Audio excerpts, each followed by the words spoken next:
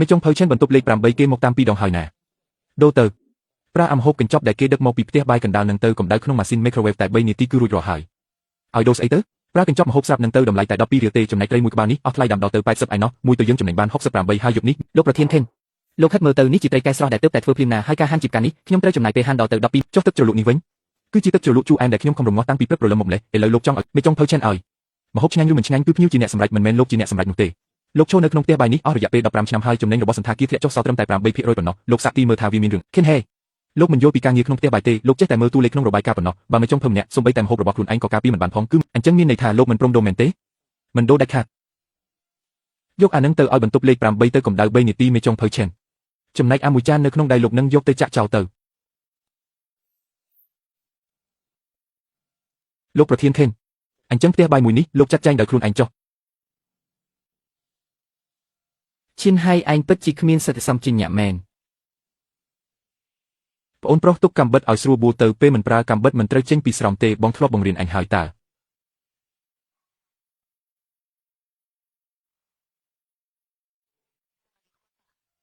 ពួកយើងលែងលះគ្នាទៅអ្នកធ្វើការនៅបរទេសរាប់ឆ្នាំមិនទៀងទាត់ទេកូនទុកឲ្យខ្ញុំជាអ្នកមើលថែចុះបាទទៅណាខ្សែយំហ្វុងលេខ62ចេញឡានម៉ោង1កន្លះរសៀល3ឆ្នាំហើយលោកគ្រូលោកពិតជាទៅមែនទេសំបីតែពាក្យលាមួយម៉ាត់ក៏មិនចាំបាច់លាធ្វើអីខ្ញុំមិនមែនទៅងាប់ឯណាលោកគ្រូលោកប្រធានឈិនបាននិយាយក្នុងប្រជុំថ្ងៃនេះថាទៅថ្ងៃមុខផ្ទះបាយនឹងប្រើប្រាស់ការដឹកជញ្ជូនពីផ្ទះបាយកណ្ដាលទាំងស្រុងចំណែកពួកយើងដែលជាចុងភៅនេះគឺគ្រាន់តែអូនប្រុសឯងគឺជាចុងភៅមិនមែនជាអ្នកកម្ដៅម្ហូបទេទាំងបច្ចេកទេសប្រើកាំបិតនិងការប្រើភ្លើងគឺបងជាអ្នកបង្រៀនឯងតដៃគេអាចដកហូតចម្ការបាយរបស់ឯងបានតែគេមិនអាចយកចំណេះជំនាញរបស់ឯងទៅបានទេចង់ចាំទុកឲ្យច្បាស់លោកគ្រូឈប់យំទៅកូនប្រុសដាំទ្រូង5ហាត់យំធ្វើអីហ្នឹង15ឆ្នាំហើយអ្វីប្រែប្រួលអស់រលីង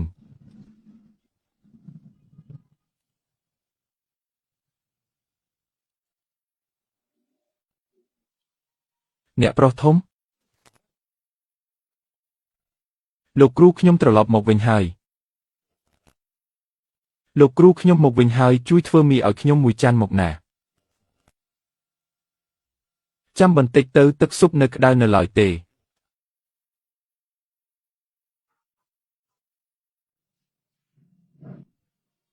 បងប្រុសមើលក្បាច់ហាន់សាច់បងឯងទំនងជាចុងភៅមែនទេក៏ប្រហែលដែរសាច់នេះមិនអន់ទេជ្រូកមកពីខាងណាដែរហ្នឹងភ្នែកមុតមែននេះជាជ្រូកខ្មៅប៉ាក្មេកខ្ញុំចិញ្ចឹមផ្ទាល់ដៃស៊ីតែចំណីធម្មជាតិធំធាត់ឡើងបងដើរសួរឲ្យសពពេញស្រុកទៅសាច់ជ្រូក3ជាន់គុណភាពបែបនេះមានតែ1គីឡូប៉ុន្មាន25មិនបាច់ទៅថ្លៃទេបើថាថ្លៃទៅទិញសាច់ជ្រូកស្នៅក្បែរនឹងទៅតម្លៃតែ13ទេអញ្ជើញតាមសម្រួលមិនធម្មតាទេយក1គីឡូអញទៅតែរើមកថ្មីមែនទេពីមុនមិនដែលឃើញសោះមិនថ្មីប៉ុន្មានទេខ្ញុំអ្នកយងហ្វឹងចេញទៅក្រៅ15ឆ្នាំហើយទើបតែត្រឡប់មកវិញទេ15ឆ្នាំចុះពីមុនធ្វើការអីដែរជាចុងភៅនៅសន្តាគារក្នុងទីរួមខេត្តចុងភៅសន្តាគារធំនៅទីរួមខេត្តផងមិនប្លែកទេដែលមើលសាច់ស្ទាត់ជំនាញម្លឹងបើអញបើកហាងនៅទីរួមស្រុកយើងខ្ញុំនឹងផ្ដល់សាច់ដែលល្អបំផុតហើយតម្លៃថោកបំផុតឲ្យមិនទាន់មានគម្រោងនឹងទេមើលសិនទៅ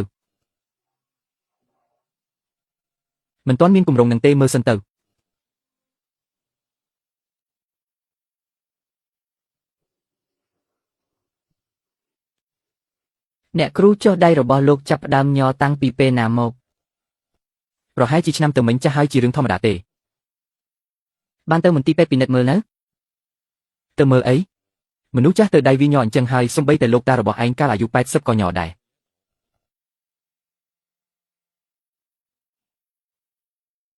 មិនគ្រប់ទេអ្វីក៏មិនគ្រប់គ្រាន់ដែរ$9.9ហាងថ្មីបើកសម្ពោធត្រឹមតែ$9.9 ហាងថ្មីបើកសម្ពោធត្រឹមតែ$9.9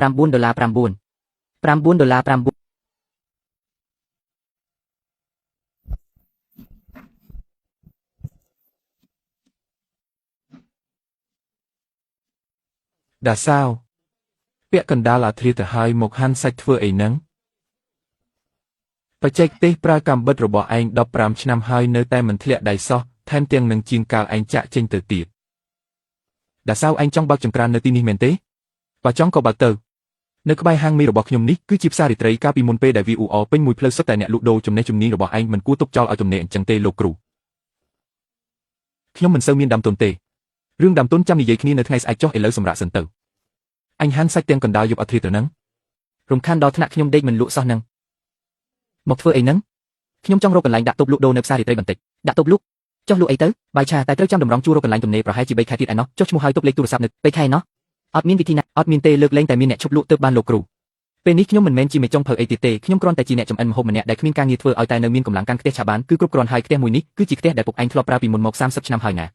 ក្នុងមួយខែខ្ញុំតែងតែលាបប្រេងការពារវាជានិច្ចឯងយកវាទៅចុះលោកគ្រូកុំមកប្រើក្បាច់នឹងជាមួយខ្ញុំអីរឿងកន្លែងលក់នឹងខ្ញុំស្គាល់បងស្រីវាងដែលលក់សាច់ផាក់ឡូវនៅផ្សាររាត្រីចាំខ្ញុំទៅសួរនាំគាត់ឲ្យលោកគ្រូកុំមកប្រើក្បាច់នឹងជាមួយខ្ញុំអីរឿងកន្លែងលក់នឹងខ្ញុំស្គាល់បងស្រីវាងដែលលក់សាច់ផាក់ឡូវនៅផ្សាររាត្រីចាំខ្ញុំទៅសួរនាំគាត់ឲ្យបងប្រុសអីក៏កំសត់ម្លេះសំបីតែប្រអប់ភ្លើងផ្សាយពាណិជ្ជកម្មមួយក៏គ្មានដែរមិនបាច់ទេបើបងមិនស្រែកហៅភ្ញៀវផងតើឲ្យគេដឹងថាបងលក់អីទៅឲ្យតែគេធំក្លិនឈ្ងុយគឺដឹងហើយចុះបងព្រមឆៅនៅនឹងបើមិនព្រមឆាទេវាមិនធំក្លិនឈ្ងុយចុះមានអ្នកណាមកទិញទៅចាំមានមួយដំបងមកសិនចាំខ្ញុំឆាខ្ញុំមិនដែលឆាខ្ទះទេឡើយម្ចាស់តូបនៅទីនេះលក់អីដែរ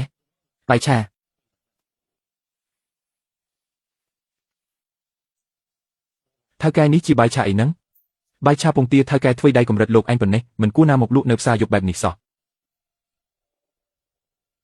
ស្អែកគ្រឿងសមុទ្រត្រី200ឈុតនឹងមកដល់ហើយត្រូវរំលីទឹកកកស្បៃជ្រក់ទប់មុនផងហើយអាំតេរិសគុណអវិជ្ជមាននឹងត្រូវតែឆ្លើយតបវិញឲ្យខាន់តែបាន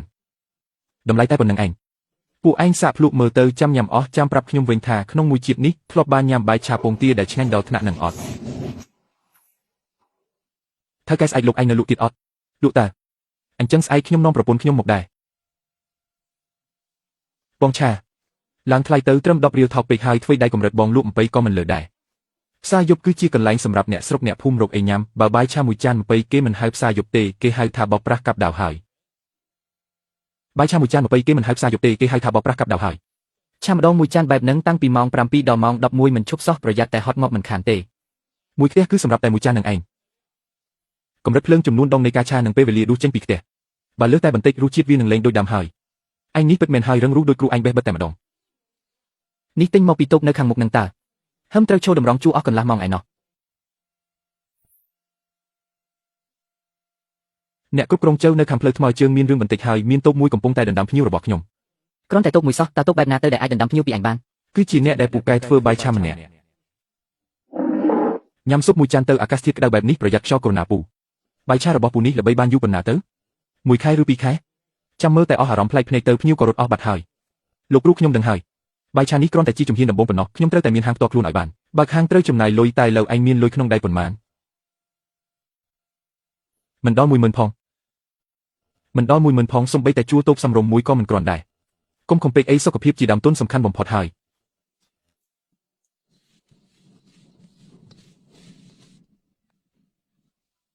លោកគ្រូចានខ្ញុំមកពីហាងត្រីស្ងោរជ្រក់បន្លែបងស្រីថេងនៅទល់មុខនឹងលាថាបងទើបតែត្រឡប់មកវិញអីចឹងទៅថ្ងៃមុខពួកយើងជាអ្នកចិត្តខាងគ្នាហើយញ៉ាំត្រីហាងខ្ញុំឲ្យច្រើនណាស់លាថាបងទើបតែត្រឡប់មកវិញអីចឹងទៅថ្ងៃមុខពួកយើងជាអ្នកចិត្តខាងគ្នាហើយញ៉ាំត្រីហាងខ្ញុំឲ្យច្រើនណាស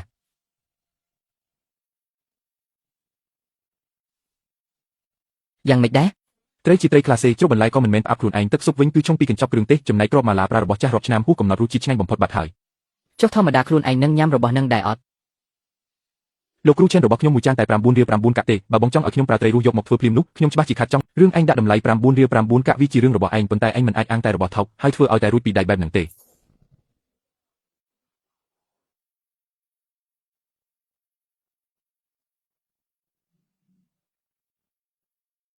អាថេងអត្រាភ្ញៀវចូលហាងឯងធ្លាក់ចុះ3ថ្ងៃជាប់គ្នាហើយខាងលើគេចាប់ផ្ដើមចំណាំហើយណាអ្នកចាត់ការយ៉ាវគឺថាប៉ុន្មានថ្ងៃនេះមានតូបថ្មីមកបើកនៅក្បែរហ្នឹងទើបយើងទាញភ្ញៀវមិនឯងមិនដឹងទេអីថាក្នុងកិច្ចសន្យាគេសរសេរយ៉ាងម៉េចខ្លះបើក្នុងរយៈពេល2ខែជាប់គ្នាធ្វើមិនបានតាមគោលដៅ20ទេទីស្នាក់ការកណ្ដាលមានអ្នកចាត់ការយ៉ាវខ្ញុំនឹងរកវិធីដោះស្រាយឲ្យបានមិនបាច់រកវិធីអីទេទុកឲ្យខ្ញុំជាអ្នកគិតវិញអ្នកគ្រាន់តែធ្វើតាមអ្វីដែលខ្ញុំប្រាប់ទៅបានហើយ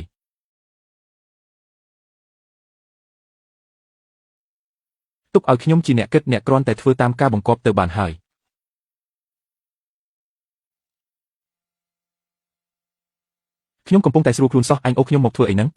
មនុស្សចាស់ហើយមកពិនិត្យសុខភាពទូទៅវាជារឿងធម្មតាទេមួយជីវិតខ្ញុំនេះមិនដែលចូលពេទ្យប៉ុន្មានដងផងមកពិនិត្យអីទៅលោកគ្រូស្ដាប់ខ្ញុំណាពិនិត្យចប់យើងទៅវិញហើយមិនឲ្យខាត់ពេលលោកគ្រូធ្វើមីនៅពេលរសៀលទេណាវាជាជំងឺ Parkinson Parkinson ដំណាក់កាលដំបូងបច្ចុប្បន្នអាចគ្រប់គ្រងបានដោយប្រើថ្នាំប៉ុន្តែត្រូវលេបថ្នាំរយៈពេលវែងហើយថ្លៃថ្នាំក្នុងមួយខែប្រហែល400យួននៅពេលដែលជំងឺនេះវិវត្តទៅមុខអាការញ័រដៃនឹងកាន់តែធ្ងន់ធ្ងរទៅហើយការធ្វើមីក៏នឹងកាន់តែពិបាកទៅតាមនឹងដែរតើអាចព្យាបាលឲ្យជាដាច់បានទេជំងឺ Parkinson បច្ចុប្បន្នមិនទាន់មានវិធីព្យាបាលឲ្យជាដាច់នៅឡើយទេគឺបានត្រឹមតែពន្យាពេលប៉ុណ្ណោះ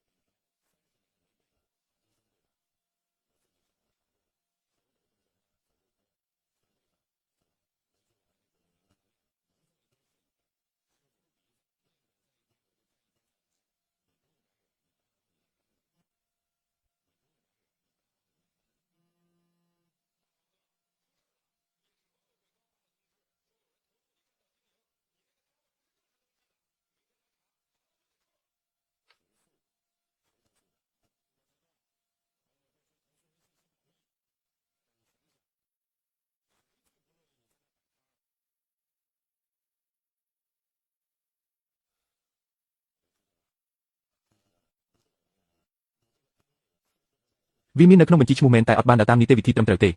ចុះអ្នកណាជាអ្នកដឹងហ្នឹងតាមបទបញ្ជាព័ត៌មានអ្នកដឹងត្រូវរក្សាការសម្ងាត់លោកប្រធានឆាវច្បាប់ទម្លាប់ខ្ញុំយល់ហើយសូមពេលខ្ញុំតែមួយសប្តាហ៍ដើម្បីរត់ការឯកសារឲ្យរួចរាល់បានទេលោកឆាវកាលពីអាទិត្យមុនលោកក៏ទើបតែមកញ៉ាំបាយឆារបស់គេមួយចានដែរតើចុះញ៉ាំហើយលោកនិយាយថាម៉េចខ្លះថាធ្វើដៃគេនេះគឺលេខ1ក្នុងផ្សារយប់ហ្នឹងចុះឥឡូវលោកវាងគុំយកអានឹងមកសង្កត់ទុកខ្ញុំអីរឿងញ៉ាំបាយជារឿងផ្ទាល់ខ្លួនតែរឿងគ្រប់គ្រងជារឿងការងារមួយសប្តាហ៍ក្នុងរយៈពេលមួយសប្តាហ៍នេះបើមានអាជ្ញាប័ណ្ណអាជីវកម្មចាំមកជួបខ្ញុំបើហួសពេលខ្ញុំត្រូវតែចាត់ការតាមច្បាប់ហើយចុះរឿងបណ្ដឹងនឹងចាត់ការរួចរាល់ហើយឬនៅចាត់ការរួចហើយសៀវថាងក្នុងលោកជំនួញវាអញ្ចឹងឯងបើយើងមិនកំចាត់គេនឹងកំចាត់យើងមិនខានកុំចិត្តទុនឲ្យសោះបើយើងមិនកំចាត់គេនឹងកំចាត់យើងមិនខានកុំចិត្តទុនឲ្យសោះឈ្នួល1ខែ2000ថោកមែនតែខ្ញុំសូមរំលឹកណាកន្លែងនេះវាជ្រៅក្នុងច្រកបើឈោមើលពីផ្លូវធំគឺអត់ឃើញអីទាំងអស់កាលមុនធ្លាប់មានគេមកបើកបីហាងហើយតែចុងក្រោយបិទខ្ទេចគ្មានសល់មានទឹកមានភ្លើងមានតែខ្ញុំសម្រេចចិត្តជួលហើយគិតច្បាស់ហើយមែនទេគិតច្បាស់ហើយតែលុយក្នុងដៃខ្ញុំវាមិនសូវគ្រាន់បើថាពីកក់3បង3មកជាកក់1បង1វិញតើបានទេតើលោកអញធ្វើការអីហ្នឹងចង់ភៅអាថតខ្ញុំចង់ខ្ចីលុយ5000កន្លះឆ្នាំទៀតសងវិញមិនបាច់យកការប្រាក់ទេតែក្នុងកន្លះឆ្នាំនេះខ្ញុំនឹងជួយណែនាំមួយធំឲ្យមកទិញសាច់ជ្រូកឯងបងចង់ភៅបងជីមេចង់ភៅសន្តាគារផ្កាយ5សោះបែរជីមកខ្ចីលុយអ្នកលក់សាច់ជ្រូកដូចខ្ញុំបងធ្លាក់ខ្លួនដល់ថ្នាក់នឹងហើយមែនទេខ្ញុំធ្លាក់ខ្លួនដល់ថ្នាក់នឹងហើយចុះព្រមឲ្យខ្ចីអត់ឲ្យខ្ចីឃើញដល់បាយឆាមួយចានរបស់បងគុំថាឡើយ5000សំបីតែ50000ក៏ខ្ញុំហ៊ានឲ្យខ្ចីដែរតែបងត្រូវចាំណាថ្ងៃក្រោយបើបងបើកហាងបងត្រូវតែយកសាច់ជ្រូកពីកន្លែងខ្ញុំតែមួយគត់ឲ្យតែសាច់ជ្រូកឯងមិនឡើងថ្លៃទៅឡើងថ្លៃស្អីទៅបើបានធ្វើមួយជាមួយបងខ្ញុំមិនបាច់បារម្ភរឿងលក់សាច់ជ្រូកមិនដាច់ទេលោកគ្រូខ្ញុំចង់សុំឈប់ពីការងារចាំបន្តិចទៀតសិនទៅ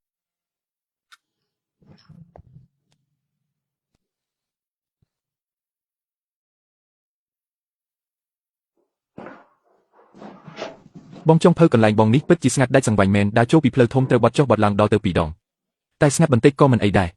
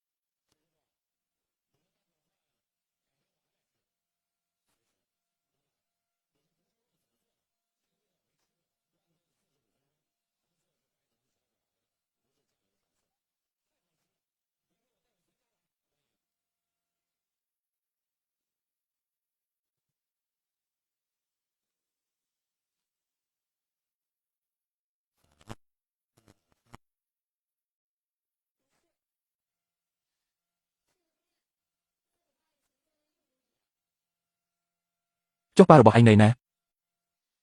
ថៅកែនៅទីនេះមានរើបុគ្គលិកអត់តើឯងចេះធ្វើអីខ្លះខ្ញុំចេះលាងបន្លែហាន់បន្លែលើកម្ហូបរៀបចំតោហើយប៉ាខ្ញុំក៏ធ្លាប់បង្រៀនពីរបៀបប្រើកាំបិតខ្លះដែរស្នាមសម្លាក់នៅលើដៃនឹងហាន់អីបានជាមុតអញ្ចឹងគឺហាន់ដំឡូងបារាំងប៉ាថាខ្ញុំហាន់ដុំធំពេកខ្ញុំមិនអស់ចិត្តក៏ខំប្រឹងហាន់ខ្លាំងពេកក៏អើកាំបិតទៅឯងឈ្មោះអីហើយអាយុប៉ុន្មានហើយធានសៀវមីអាយុ19ឆ្នាំរៀនចប់វិទ្យាល័យតែប្រឡងមិនជាប់មហាវិទ្យាល័យឥឡូវធ្វើជាអ្នកគិតលុយនៅផ្សារទំនើបចាស់ចុះប៉ារបស់ឯងធ្វើការអីដែរគាត់លក់សាច់អាំងនៅផ្សាររាត្រីតែឆ្នាំមុនគាត់បានស្លាប់ដោយសារជំងឺបេះដូងរំពេចម៉ាក់ខ្ញុំម្នាក់ឯងមើលការខុសត្រូវមិនរួចក៏លក់តូបនឹងឲ្យគេបាត់ទៅស្អែកមកសាកការងារមួយថ្ងៃសិនទៅគ្មានប្រាក់ខែទេណាបើធ្វើបានល្អចាំនៅបន្តបើធ្វើមិនកើតគឺត្រូវឈប់ហាន់ជាសរសៃមកចាំខ្ញុំមើលបច្ចេកទេសអញបន្តិចមើលបច្ចេកទេសមានខ្លះដែរតែសុទ្ធតែចំណុចខ្វះខាតពេញហ្នឹងអ្វីដែលប៉ាអញបង្រៀនគឺជាបច្ចេកទេសតាមទម្លាប់ប្រើការបានតែមិនត្រូវតាមស្តង់ដារទេបើអញចង់រៀនធ្វើចុងភៅមែនទែនត្រូវតែចាប់ផ្ដើមពីដំបូងឡើងវិញទាំងអស់ខ្ញុំមិនខ្លាចចាប់ផ្ដើមពីដំបូងឡើយរៀនធ្វើចុងភៅវាហត់ណាស់ណាមេឃមិនទាន់ភ្លឺងើបឡើងមកទន្ទិញមុខម្ហូបយប់ហើយតើតោះតែម៉ោង2ទើបបានសម្រាប់ការងារនេះនឹងធ្វើឲ្យដៃអញមានមុនពេលប៉ាខ្ញុំស្លាប់គាត់ធ្លាប់និយាយថាឆ្នាំងផ្ទះមិនប្រកាន់ប្រុសស្រីទេសំខាន់គឺលើទឹកដៃខ្ញុំមិនខ្លាចហត់ទេអ្វីដែលខ្ញុំខ្លាចបំផុតនោះគឺខ្លាចចំណេះជំនាញដែលប៉ានៅចុះប្រាក់ខែបណ្ដោះអាសន្នមួយថ្ងៃ50រួមទាំងបាយមួយពេលចាំពេលអញអាចកាន់ចង្ក្រានដោយខ្លួនឯងបានចាំខ្ញុំដំឡើងឲ្យលោកអគ្គនាយកហឺបញ្ជីមួយនេះប្រាក់ឧបត្ថម្ភសម្រាប់តាក់ទាញអតិថិជនត្រូវបានដកទុកមួយផ្នែកបើអ្នកចាត់ការចៅឃើញតើគាត់នឹងគិតយ៉ាងម៉េចបងសុនលុយនឹងខ្ញុំយកទៅបើកជាប្រាក់បន្ថែមម៉ោងឲ្យបុគ្គលិកតើក្នុងបញ្ជីអាចផ្ទៀងផ្ទាត់គ្នាបាន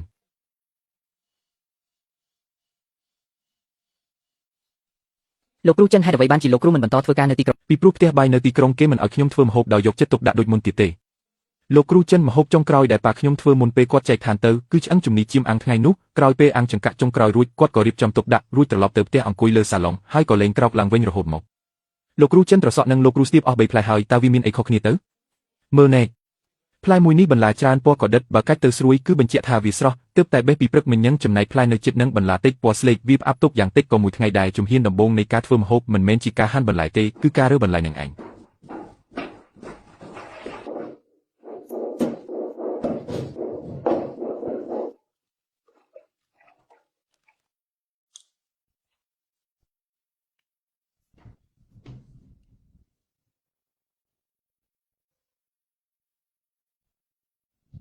លោកគ្រូឈិនម្នាក់នោះកំពុងថតរូបម្ហូបយើងបង្ហោះតាមអ៊ីនធឺណិតហើយ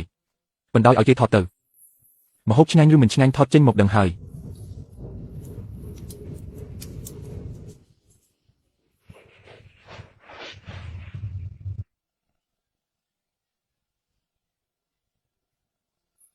លោកគ្រូឈិននៅខាងក្រៅនៅមានភ្ញៀវចាំទៀតណាតែគ្រឿងផ្សំអស់រលីងហើយអស់គឺអស់ហើយបើខ្វះគ្រឿងមិនអាចធ្វើឲ្យតែរួចពីដៃបានទេអញទៅផ្សារមួយផ្លែទៅទិញគ្រឿងផ្សំសម្រាប់ត្រៀមទុកស្អែកឲ្យហើយទៅចាស់លោកគ្រូ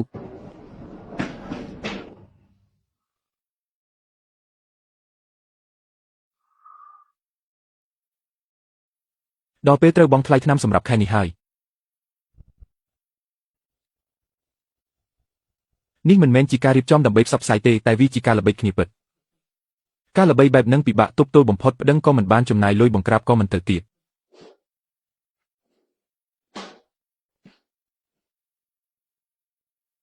ខ្ញុំត្រូវតែទៅមើលដោយផ្ទាល់ភ្នែកហើយថាបុរសវ័យកណ្ដាលម្នាក់នោះពូកែដល់កម្រិតណាឲ្យប្រាកដ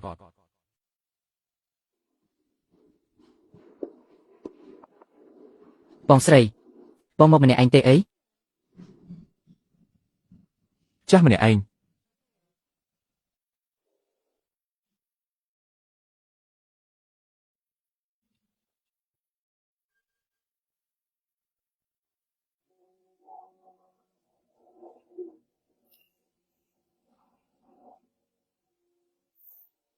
លោកគ្រូចិនខ្ញុំគឺហ៊ីឈៀវទាំងមកពីហាងត្រីស្ងោរជ្រក់បងស្រីថែងនៅទល់មុខនឹងយើងធ្លាប់ជួបគ្នាហើយតើខ្ញុំស្គាល់អ្នកតាម្នាក់ដែលលើកមុនយកត្រីមកឲ្យនឹងមែនទេថ្ងៃនេះខ្ញុំមិនមែនមកឆ្លោះគ្នាទេលោកគ្រូចិនខ្ញុំចង់សួរមួយសិនតើទឹកជ្រលក់សាច់របស់អ្នកនឹងដាក់គ្រឿងអីខ្លះទៅខ្ញុំភ្លក់ដឹងថាមានទឹកស៊ីអ៊ីវស្ករពុយកាក់និងឈើអែមប៉ុន្តែមានម្យ៉ាងទៀតដែលខ្ញុំមើលមិនដឹងសោះទឹកទៅហ៊ូកំបាំងក្រហមនឹងណាពេលចិត្តរងាស់រីងទឹកដាក់កន្លះវែកទៅនេះជាអ្វីដែលគ្រូខ្ញុំបង្រៀនងាយអីចឹងហ្មងលោកមិនខ្លាចខ្ញុំលួចរៀនតាមអ្នករៀនមិនបានទេទឹកទៅហ៊ូកំបាំងនរណាក៏ដាក់បានដែរតែបច្ចេកទេសប្រើភ្លើងពេលវេលានិងការស្មានទឹកឲ្យរីងនឹងទូអ្នកដាក់គ្រឿងដូចគ្នាក៏មិនចេញរសជាតិនេះដែរវាអាស្រ័យលើការហាត់រៀនលោកគ្រូចិនសម្ដីលោកឯងនេះពិតជាមុតមែនទែនខ្ញុំនិយាយតែការពិតប៉ុណ្ណោះការពិតនឹងហើយដែលធ្វើឲ្យជិះមិនបាច់ទេលើកមុនអ្នកឲ្យត្រីមកខ្ញុំលើកនេះចាត់ទុកថាខ្ញុំប៉ាវិញចុះលោកគ្រូចិនបាននិយាយពីរឿងធ្វើម្ហូបលោកពិតជាមានសមត្ថភាពមែនប៉ុន្តែបាននិយាយពីរឿងរកស៊ីវិញលោកមិនដឹងអីបន្តិចសោះហ្មងនៅក្នុងច្រករឿងហែមនេះតើលោកអាចពឹងលើការល្បីគ្នាបានយូរប៉ុណ្ណាទៅ3ខែឬកន្លះឆ្នាំលោកគ្មានខ្សែសង្វាក់គ្រប់គងគ្មានម៉ាកយីហោគ្មានការលក់តាមអនឡាញភាពជោគជ័យរបស់លោកគឺមានត្រឹមតែក្នុងហាង20ម៉ែត្រការ៉េនេះឯងលោកគ្រូចិនអីដែលគាត់និយាយមកហាក់ដូចជាមានហេតុផលយ៉ាងដែរណាមានហេតុផលមែនតែហេតុផលវាគ្រាន់តែជាហេតុផលប៉ុណ្ណោះបើធ្វើម្ហូបមិនកើតនិយាយហេតុផលអីក៏ឥតន័យដែរទៅរំងាស់ទឹកស៊ុបសម្រាប់ថ្ងៃស្អែកសិនទៅ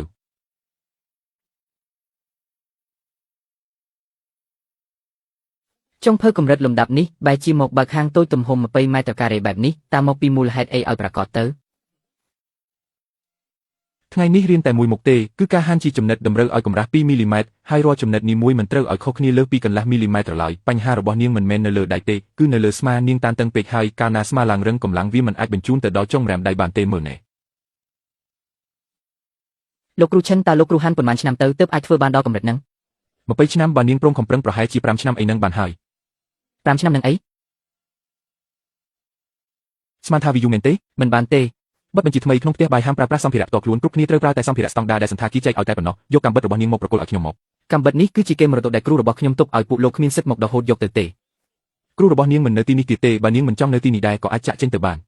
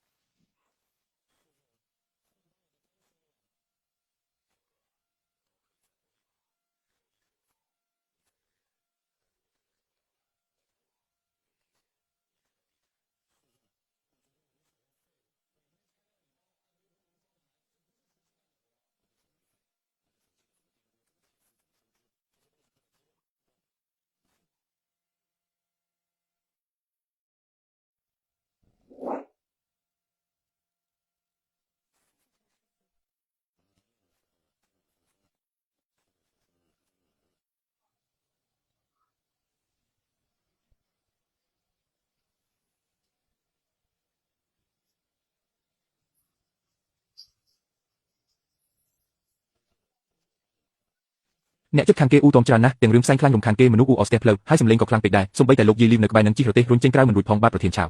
រសៀលនេះខ្ញុំនឹងទៅទិញម៉ាស៊ីនបឺផ្សែងភ្លាមនៅមាត់ទ្វារខ្ញុំនឹងគូខ្សែបោះស្លាកសញ្ញាឲ្យគេតម្រង់ជួរខាងស្ដាំមិនឲ្យស្ទះផ្លូវដែរទេបើលោកព្រមសហការបែបនេះតែលោកគ្រូឈិនឲ្យ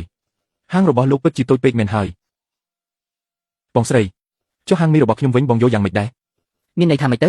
ហាងមីខ្ញុំមានទំហំ80ម៉ែត្រការ៉េខាងមុខដាក់បានតូប8ហើយផ្ទះបាយធំជាងហាងបងដល់ទៅ3ដងឯណោះម្យ៉ាងទៀតរបស់ខ្ញុំនឹងក៏ប្រហែលជាធ្វើមិនបានយូរទៀតដែរបើបណ្ដោយឲ្យវាបិទចោលទេមិនបដូរមកទីនេះវិញល្អជាងអីហាងមីនៅតែឈ្មោះហាងមីត្រកូលគួនដដែលប៉ុន្តែបងអាចបន្ថែមមុខម្ហូបរបស់បងចូលបានមីចំណែកមីម្ហូបចំណែកម្ហូបយើងចាប់ដៃគ្នាធ្វើទៅលោកគ្រូនោះជាកម្លាំងញើសឈាមពេញមួយជីវិតរបស់លោកណាកម្លាំងញើសឈាមពេញមួយជីវិតមិនមែនដើម្បីបន្តទុកឲ្យអ្នកជំនាន់ក្រោយទេអីហាងមីត្រកូលគួននេះបើឲ្យអ្នកផ្សេងខ្ញុំមិនអស់ចិត្តទេតែបើប្រគល់ឲ្យបងខ្ញុំពិតជាទុកចិត្តបំផុត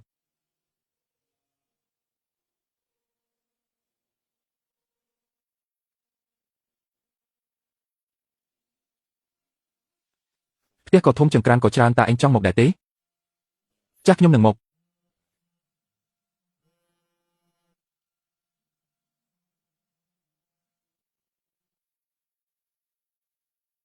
ហាងមីនៅខាងមុខបើគ្មានហាងមីនេះទេក៏គ្មានអញដែរកុំភ្លេចគុណដាំឲ្យសោះណាលោកគ្រូខ្ញុំមិនភ្លេចគុណទេចាស់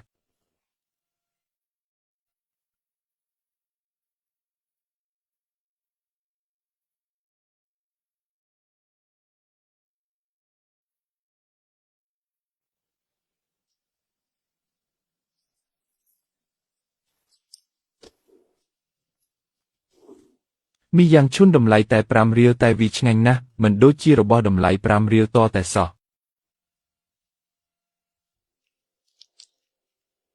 លោកគ្រូទៅថ្ងៃមុខទុកឲ្យខ្ញុំជាអ្នកច្របាច់ម្សៅចុះលោកគ្រូគ្រាន់តែចាំសំគ្រឿងស៊ុបនិងមើលភ្លើងទៅបានហើយការច្របាច់ម្សៅវាជារឿងប្រើកម្លាំងបាយកុំខំប្រឹងហួសកម្លាំងអី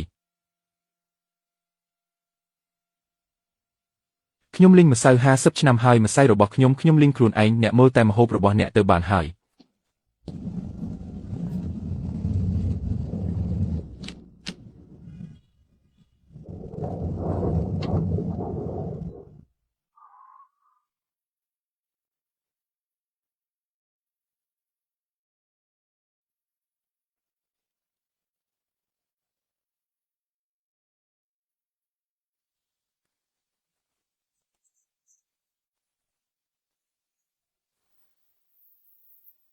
មកឆាទៅឆាម្ដងមួយខ្ទះឆារហូតតតែសាំដៃឡើងវិញលោកគ្រូនៅសន្តាគារជាង1ឆ្នាំហើយដែលខ្ញុំមិនដែលបានប៉ះខ្ទះសោះនឹងហេតុនឹងហើយបានជាត្រូវហាត់ដៃរបស់អ្នកចុះខ្សោយហើយធ្វើដាវនៅមានមែនតែចង្វាក់ក្រលាស់ខ្ទះវាមិនត្រូវទេចាប់ផ្ដើមទៅ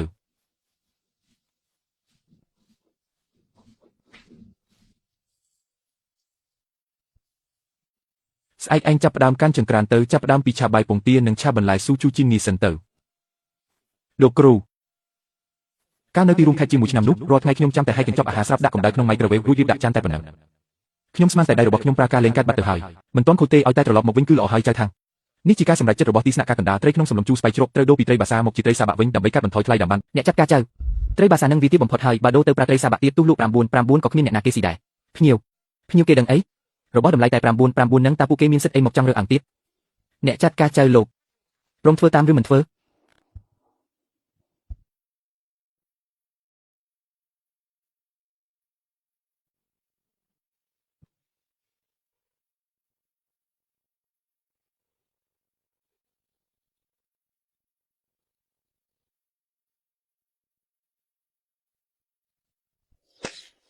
អ្នកប្រុសធំ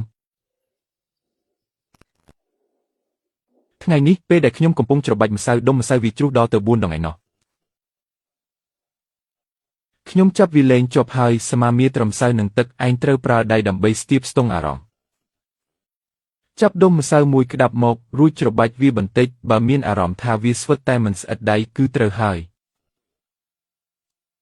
ចំណែកទឹកស៊ុបវិញគឺឆ្អឹងជ្រូកនិងមេមាន់ចាស់ត្រូវយកឆ្អឹងជ្រូកទៅស្រុះទឹកដើម្បីជម្រះឈាមចេញសិនរួចដាំទឹកឲ្យពុះខ្លាំងបន្ទាប់មកបន្ថយភ្លើងរម្ងាស់4ម៉ោងដោយមិនបាច់ថែមទឹកនៅចន្លោះពេលនោះទេចុងក្រោយស្រក់ប្រេងស្លឹកខ្ទឹម1ស្លាបព្រាទៅព្រោះប្រេងស្លឹកខ្ទឹមនឹងហើយគឺជាព្រលឹងរបស់វាកាលឯងនៅក្មេងពេលរៀនមិនដែលឃើញកត់ត្រាអីទេគឺចាំតែក្នុងខួរក្បាលទាំងអស់កាលនឹងខួរក្បាលនៅពូកែចាំដល់ឥឡូវចាស់ទៅការចងចាំក៏ខ្សោយ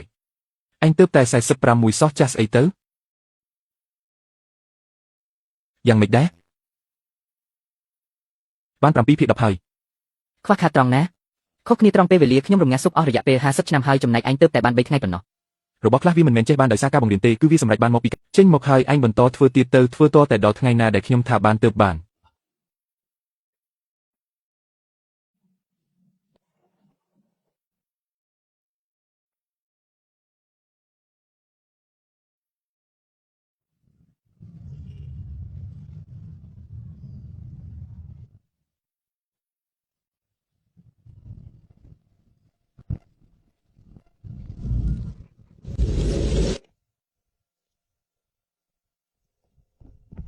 លោកតាប្រគល់ហាងនេះឲ្យអ្នកក្រៅបាត់ហើយតើ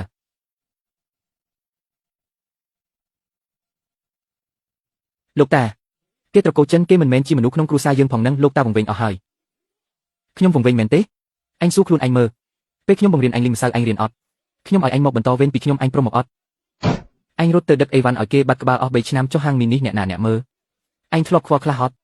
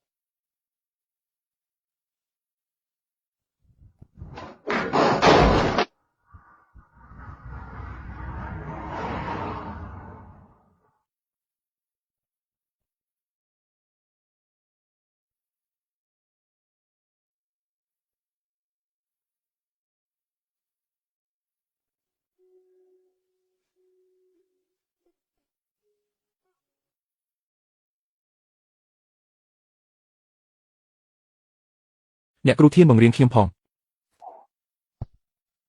ឲ្យខ្ញុំបង្រៀនអ្វីទៅបង្រៀនខ្ញុំធ្វើមីមួយចាននោះរបស់លោកតាខ្ញុំចុះកាលពីម្សិលមិញមិនមែនអញថាខ្ញុំជាអ្នកក្រៅទេអីរឿងកាលពីម្សិលមិញគឺខ្ញុំខុសហើយខ្ញុំមិនគួរនិយាយបែបហ្នឹងដាក់អ្នកឡើយអ្នកគឺជាកូនសិស្សរបស់លោកតាគ្រូលោកតាខ្ញុំទទួលស្គាល់អ្នកគឺគ្រប់គ្រាន់ហើយខ្ញុំចង់រៀនធ្វើម៉េច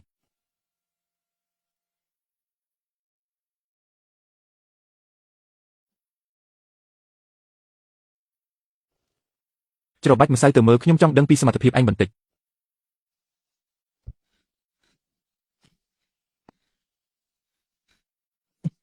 គ្មានមូលដ្ឋានសោះអន់ជាងកាលធានសៀវមីមកដំបងទៅទៀតពីមុនមកខ្ញុំមិនសូវបានរៀនសូត្រអីតែដៃរបស់ឯងមានកម្លាំងខ្លាំងណាស់ណាលីដែលដឹកអីវ៉ាន់អស់3ឆ្នាំកម្លាំងចាប់កាន់នៅដើមដៃនិងម្រាមដៃរបស់ឯងគឺលើសពីមនុស្សធម្មតាឆ្ងាយណាស់ការច្របាច់ម្សៅអ្វីដែលត្រូវការបំផុតគឺកម្លាំងមូលដ្ឋានគឺឯងខ្សោយមែនតែឯងមានកម្លាំងគ្រប់គ្រាន់បើឯងចង់រៀនមិនមែនរៀនជាមួយយើងទេគឺត្រូវរៀនជាមួយលោកតារបស់ឯងមានរបស់លោកតាឯងមានតែគាត់ម្នាក់គត់ដែលអាចបង្រៀនបានអ្វីដែលយើងអាចបង្រៀនឯងបានគឺបង្រៀនពីរបៀបរៀនតែប៉ុណ្ណោះថៅកែហៅត្រីនៅហាងនេះអញបដូរហើយមែនទេនេះមិនមែនជាត្រីបាប៉ូទេសាច់វារៀងផុយមិនដឹងប្រហែលជាត្រី1 ឡូថ្ងៃនេះមិនសូវល្អទេដឹង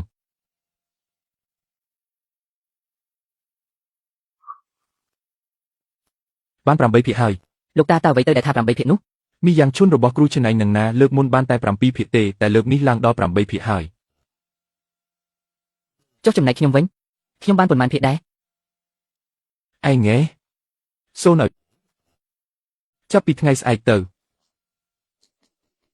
ចំណូលសរុប28 410ថ្លៃគ្រឿងផ្សំឈ្នួលផ្ទះទឹកភ្លើងនិងកម្លាំងពលកម្មចេញនៅសល់ចំណេញសុទ្ធជាង5,000វាល្អជាងការរំពឹងទុកមែនទេឃើញថាមានការកើនឡើងច្បាស់ណាស់សប្តាហ៍ដំបូងមធ្យមភាគ30ទុកក្នុងមួយថ្ងៃដល់សប្តាហ៍ទី4ឡើងដល់50ទៅបាត់ទៅហើយ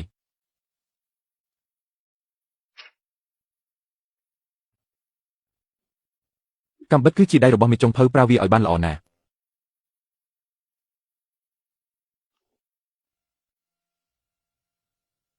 លោកគ្រូឆេនខ្ញុំមិនដែលធ្លាប់មានកាំបិតផ្ទាល់ខ្លួនទេកន្លងមកខ្ញុំប្រើតែតាមកាំបិតចាស់របស់ពុកខ្ញុំប៉ុណ្ណោះឥឡូវមានហើយតាគុំយំអីជូតទឹកភ្នែកហើយទៅធ្វើការបន្តទៅសម្រាប់គម្រោងខែក្រោយយើងនឹងពង្រីកបញ្ជីមុខម្ហូបខ្ញុំចង់បន្ថែមមុខម្ហូបថ្មី3មុខទៀតមានដូចជាសាច់ដុំតោត្រីបាសចំហុយនិងសរសៃតៅហ៊ូស្ងោរដែលសុទ្ធតែជាមុខម្ហូបពិសេសរបស់ម្ហូបភួយយ៉ាងលោកគ្រូមុខម្ហូបត្រីបាសចំហុយត្រូវការត្រីរស់តែការផ្គត់ផ្គង់ត្រីបាសរស់នៅទីផ្សារគ្រឿងសមុទ្រឥឡូវនេះមិនសូវទៀងទាត់ចាំខ្ញុំជាអ្នករកវិធីដោះស្រាយ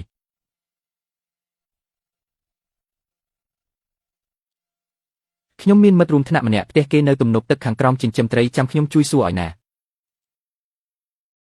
បាន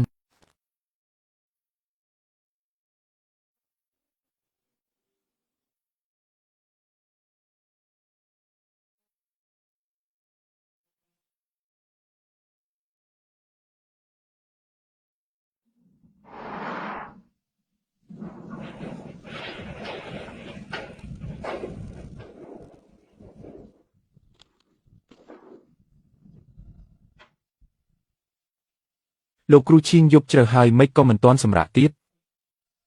ត្រូវដេកចាំដល់ទៅ4ម៉ោងឯណោះចុះអ្នកវិញខ្ញុំកំពុងតែគិតថាត្រីតម្លៃ9,900នឹងតើអាចលក់បានយូរប៉ុណ្ណាទៀតទៅ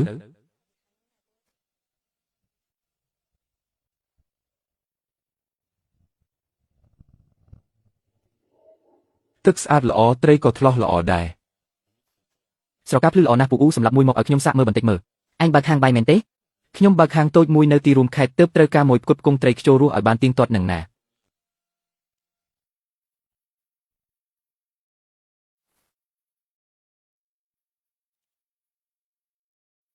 ល្អឥតខ្ចោះចុះរឿងតម្លៃគិតមិនវិញ35ក្នុង1គីឡូ25បើអញ្ចឹងខ្ញុំខាត់ហើយយកច្រើនបញ្ចុះតម្លៃឲ្យបន្តិចទៅរាល់សប្តាហ៍ខ្ញុំយកយ៉ាងតិច20ក្បាលម្យ៉ាងទៀតក្នុងបញ្ជីមុខម្ហូបនៅហាងខ្ញុំនឹងដាក់ប្រភពត្រីថាជាត្រីខ្ជរធម្មជាតិពីទំនប់ទឹកពូអ៊ូជួយផ្សព្វផ្សាយឲ្យពូទៀតផងនេះមិនមែនច្របាច់ម្សៅទេនេះដូចកំពុងលីភក់អញ្ចឹងកម្លាំងដៃមិនត្រូវសោះ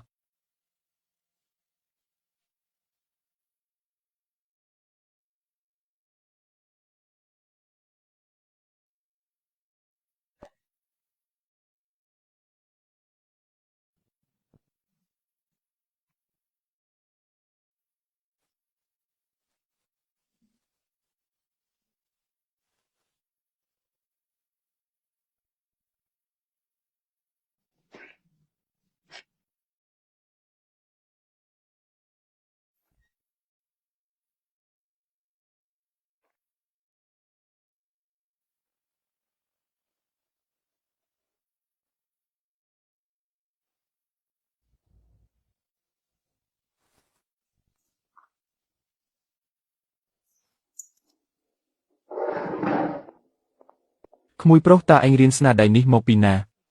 សរសៃតើហ៊ូគ្រីមនេះ20ឆ្នាំហើយដែលខ្ញុំមិនបានញ៉ាំរសជាតិដើមបែបនេះលោកតាឲ្យតែលោកតាពិសាឆ្ងាញ់ទៅគឺបានហើយចាឯងមានមូលដ្ឋានគ្រឹះខាងម្ហូបហួរយ៉ាងមែនទេ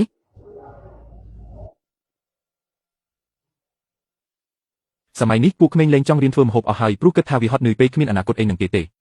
កូនសិស្សខ្ញុំទាំង3នាក់នឹងម្នាក់ទៅលក់ធានារ៉ាប់រងម្នាក់ទៀតទៅបើកហាងតែគុជហើយម្នាក់ចុងក្រោយទៅធ្វើជាអ្នករត់ទៅនៅហាងស៊ុបគ្មានម្នាក់ណាព្រមបន្តរបរធ្វើម្ហូបនេះទៀតឡើយនឹងហើយបានជាខ្ញុំត្រឡប់មកវិញល្អហើយឯងត្រឡប់មកវិញបែបនេះចង្ក្រានបាយដែលនៅសល់ទាំងនេះក៏នៅមានសង្ឃឹមដែរពូខែក្រោយនៅស្រុកយើងមានរៀបចំពិធីបុណ្យវប្បធម៌ម្ហូបអាហារខ្ញុំស្គាល់អ្នកនៅក្នុងគណៈកម្មការរៀបចំតើពូចង់ចុះឈ្មោះចូលរួមដែរទេ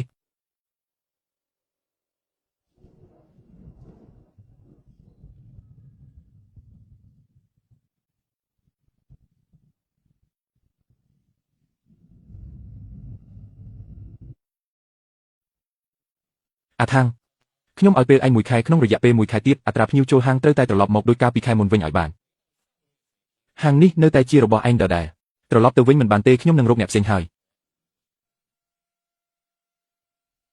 លោកប្រធានជើអត្រាភ្ញៀវចូលទៅធ្លាក់ចុះមិនមែនមកពីបញ្ហាគ្រប់គ្រងរបស់ខ្ញុំទេគឺមកពីលោកឲ្យខ្ញុំបដូរមកប្រើត្រីឆ្មាវិញនឹងណាភ្ញៀវគេញ៉ាំដឹងតើរបស់តម្លៃតែ9,900សោះនឹងពួកគេមានសិទ្ធិស្អីមកចេះរើសរកស្អីទៀត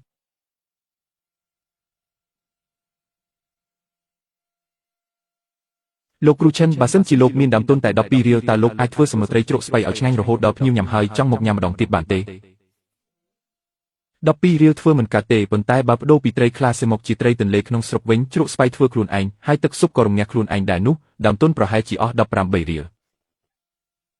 លោកក្នុងតម្លៃ25រៀលចំណេញមិនសូវច្រើនមែនប៉ុន្តែភ្ញៀវនឹងត្រឡប់មកវិញជាក់ជាមិនខានចុះបើអញ្ចឹងតម្លៃ9,900របស់ខ្ញុំត្រូវតែបដូរហើយតែលោកប្រធានជើច្បាស់ជាមិនព្រមទេអ ញ្ចឹងនាងត្រូវតែគិតឲ្យច្បាស់ទៅតើតាមពិតទៅលោកជាអ្នករកស៊ីខាងម្ហូបអាហារឬក៏គ្រាន់តែជាអ្នកដើរលក់កញ្ចប់អាហារស្រាប់ឲ្យគេ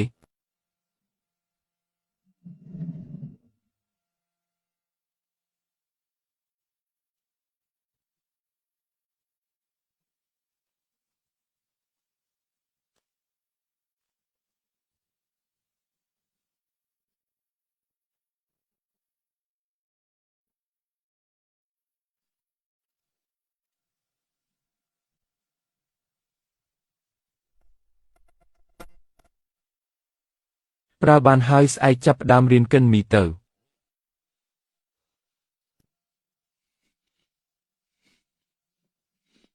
សៀវប៉ៃអញដឹងទេថាលោកតារបស់អញរៀនកិនមីអស់រយៈពេលប៉ុន្មានឆ្នាំយូរប៉ុណ្ណាទៅ2ឆ្នាំគាត់ចូលហាងមីធ្វើជាកូនជាងតាំងពីអាយុ15ឆ្នាំលុះដល់អាយុ18ឆ្នាំទើបគ្រូអនុញ្ញាតឲ្យគាត់កិនមីបានតបថ្ងៃទៀតតើប្រញាប់អីម្លេះសន្សឹមទៅលោកតាឯងចាំឯងអស់3ឆ្នាំហើយគាត់មិនប្រញាប់ផងចុះឯងប្រញាប់ធ្វើអីដែរលោកគ្រូនៅក្បែរខាងយើងមានបើកហាងបាយចិនបែបអាហាររហ័សមួយគេដេកស្អាតជាងយើងទៀតហើយចេញម្ហូបក៏លឿនដែរខ្ញុំទើបតែទៅសាក់មិញហ្នឹងសុទ្ធតែម្ហូបកញ្ចប់យកមកកម្ដៅសោះរសជាតិក៏ធម្មតាដែរតែហាងគេមានម៉ាស៊ីនត្រជាក់មានវេវៃអង្គុយទៅស្រួលខ្លួនណាស់រឿងរសជាតិគេគ្មានផ្លូវឈ្នះយើងទេតែរឿងបរិយាកាសហ្នឹងពិតជាត្រូវកែសម្រួលខ្លះមែនហើយ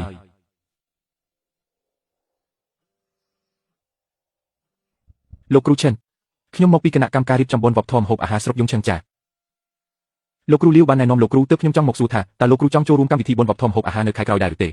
ការប្រកួតគឺមិនគិតថ្លៃទេហើយបើឈ្នះបានប្រាក់រង្វាន់ដល់ទៅ20000ឯណោះលោកគ្រូម្ហូបក្បាលតសាច់ត្រីនឹងលោកគ្រូធ្លាប់ធ្វើពីមុនមកអត់ទេចាប់ផ្ដើមរៀនធ្វើពីដំបូងទៅវិធីគឺយកត្រីឆ្ពិនពីអាំងស្តុកទឹកឡើងមកធ្វើជាសាច់ត្រីផាត់ដោយច្នៃបញ្ចូលគ្នារវាងម្ហូបហួយយ៉ាងនិងគ្រឿងផ្សំក្នុងស្រុកចុះពួកយើងអាចជួយធ្វើអ្វីបានខ្លះទៅពេលថ្ងៃបើកលក់ធម្មតាយប់ឡើងចាំហាត់ធ្វើម្ហូបសម្រាប់ប្រកួតសៀវគឺជួយភ្លក់រសជាតិសៀវមីជួយកត់ចំណុះគ្រឿងផ្សំនិងកម្រិតភ្លើងចំណែកសៀវប៉ៃជួយរៀបចំគ្រឿងផ្សំមីយ៉ាងឈុនឲ្យលោកតារបស់ឯងទីស្នាក់ការកណ្ដាលសម្រាប់ចិត្តបើកសាខាមួយទៀតនៅស្រុកយងនាងចំកន្លែងដែលល្អបំផុតនៅវិថីថ្មជើងហើយហាងថ្មីនោះមិនមែនឲ្យឯងគ្រប់គ្រងទេ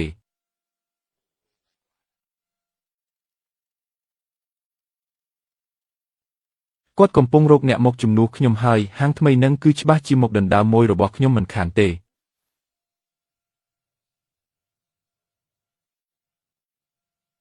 លោកគ្រូឈិនខ្ញុំថាប៉ុណ្ណឹងឆ្ងាញ់ណាស់ទៅហើយតើគ្រាន់តែឆ្ងាញ់គឺមិនទាន់បានទេត្រូវតែឆ្ងាញ់ដល់ថ្នាក់ញ៉ាំមួយម៉ាត់ហើយដាក់ចង្កឹះមិនចុះខ្វះតែបន្តិចក៏មិនបានដែរ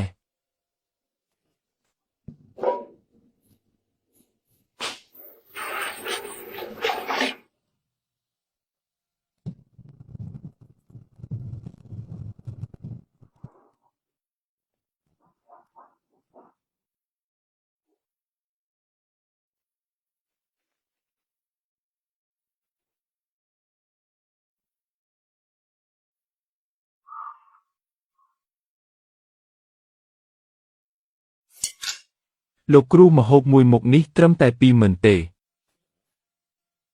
ទឹកស៊ុបអាចឲ្យមានជាតិជាងនេះបន្តិចទៀតឯងសាកថែមទឹកស្ងោរមាន់កន្លះវែកមើលមិនមែនប្រភេទប៊ីចេងនឹងទេគឺទឹកស្ងោរមាន់ដែលរងាស់ចេញពីឆ្អឹងមាន់ពិតនឹងណា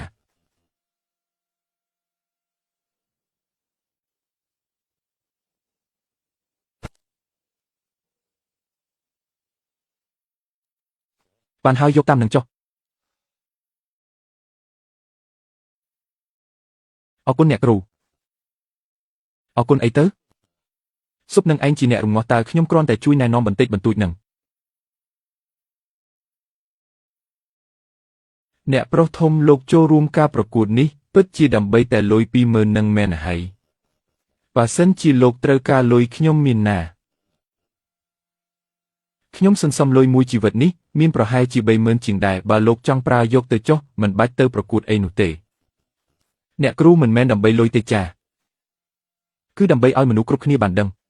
ឲ្យគេដឹងថាម្ហូបដែលធ្វើឡើងដោយយកចិត្តទុកដាក់និងម្ហូបកញ្ចប់ដែលគ្រាន់តែយកមកកម្ដៅវាមានលក្ខណៈខុសគ្នាខ្លាំងណាស់នៅក្នុងទីរួមស្រុកនេះនៅមានអ្នកដែលចង់ចម្អិនម្ហូបមួយមុខឲ្យបានល្អពិតប្រាកដ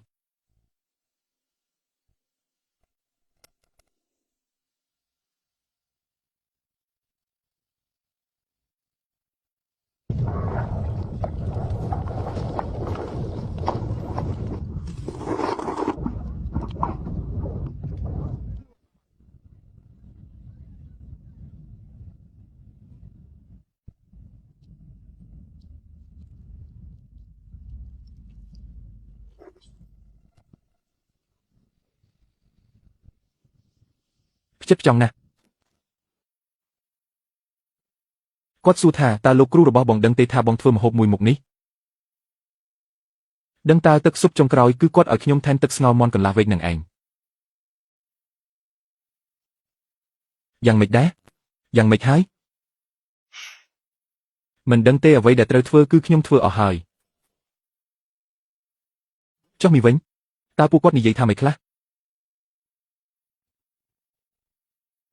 លោកសាស្ត្រាចារ្យមកពីទីរួមខេត្តម្នាក់នោះញ៉ាំអស់មួយចានហើយនៅសុំកន្លះចានទៀត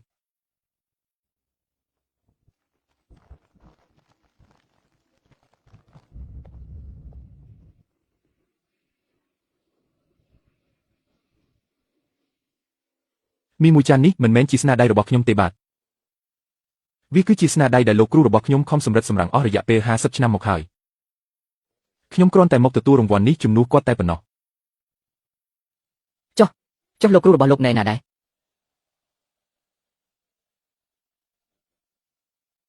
គាត់នៅផ្ទះកំពុងតែលេងម្សៅមីនឹងណាព្រោះថ្ងៃស្អែកត្រូវបើកហាងលក់ដូរធម្មតាវិញហើយក្នុងចំណោមមុខម្ហូបជាង50មុខដែលបានចូលរួមប្រកួតនៅថ្ងៃនេះមានតែមុខម្ហូបមួយមុខគត់ដែលធ្វើឲ្យខ្ញុំត្រូវឈប់គិតបន្តិចនោះគឺសាច់ដុំត្រីសឹងនៅតូលេខ23ទោះបីជាគ្រឿងផ្សំមិនសូវថ្លៃប៉ុន្តែរបៀបធ្វើគឺផ្ចិតផ្ចង់ខ្លាំងណាស់ហើយអ្វីដែលធ្វើឲ្យខ្ញុំរំភើបបំផុតនោះគឺរសជាតិទឹកស៊ុបមួយម៉ាត់នោះឯងវាធ្វើឲ្យខ្ញុំនឹកឃើញដល់រសជាតិដែលខ្ញុំធ្លាប់បានញ៉ាំកាលពីនៅក្មេងនៅទីក្រុងណានជីងមុខម្ហូបមួយនេះគឺមានទាំងបច្ចេកទេសមានទាំងទឹកចិត្តនិងមានទាំងភាពកក់ក្ដៅនៅក្នុងនោះបងប្រុសធំ Leave Bean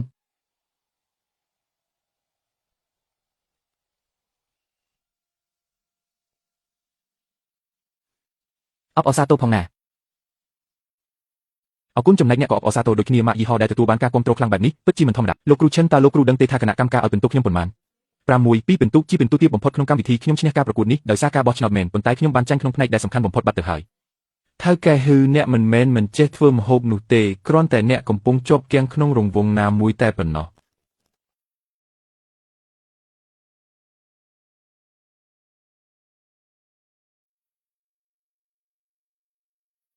ជួសជុលហាងមីឡើងវិញជួសជុលហាងមីរួមជាមួយរបស់នេះទៀតប្រហែលជាគ្រប់គ្រាន់ហើយមែនទេលោកគ្រូកុំគិតច្រើនអីហាងមីនេះជារបស់ពួកយើងទាំងពីរនាក់មិនមែនជារបស់លោកគ្រូម្នាក់ឯងនោះទេ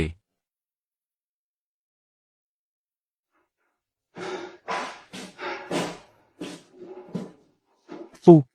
កាលពីមុននៅសន្តាគារពូធ្វើការផ្នែកអីឲ្យប្រកបទៅមិនក៏សំបីតែជួសជុលទូយកទឹកក៏ចេះដែរនៅផ្នែកចង្កានបាយអីក៏ត្រូវតែចេះជួសជុលដែរបើមិនអញ្ចឹងទេកណ្ដាលអធិប្បាយទូយកទឹកតើឲ្យទៅហៅអ្នកណាលោកពូគ្រូចុះជញ្ជាំងដែលក្មួយលាបនេះយ៉ាងម៉េចដែរចាំបន្តិចទៀតខ្ញុំនឹងជួយលាបឲ្យម្ដងទៀតហា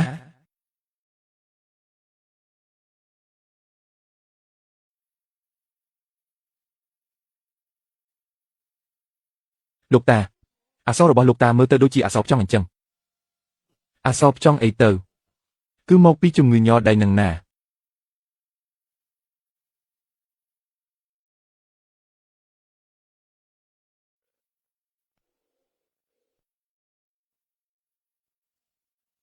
អក្សរ4តួនេះវាមិនមានពាក់ព័ន្ធអីជាមួយខ្ញុំទេ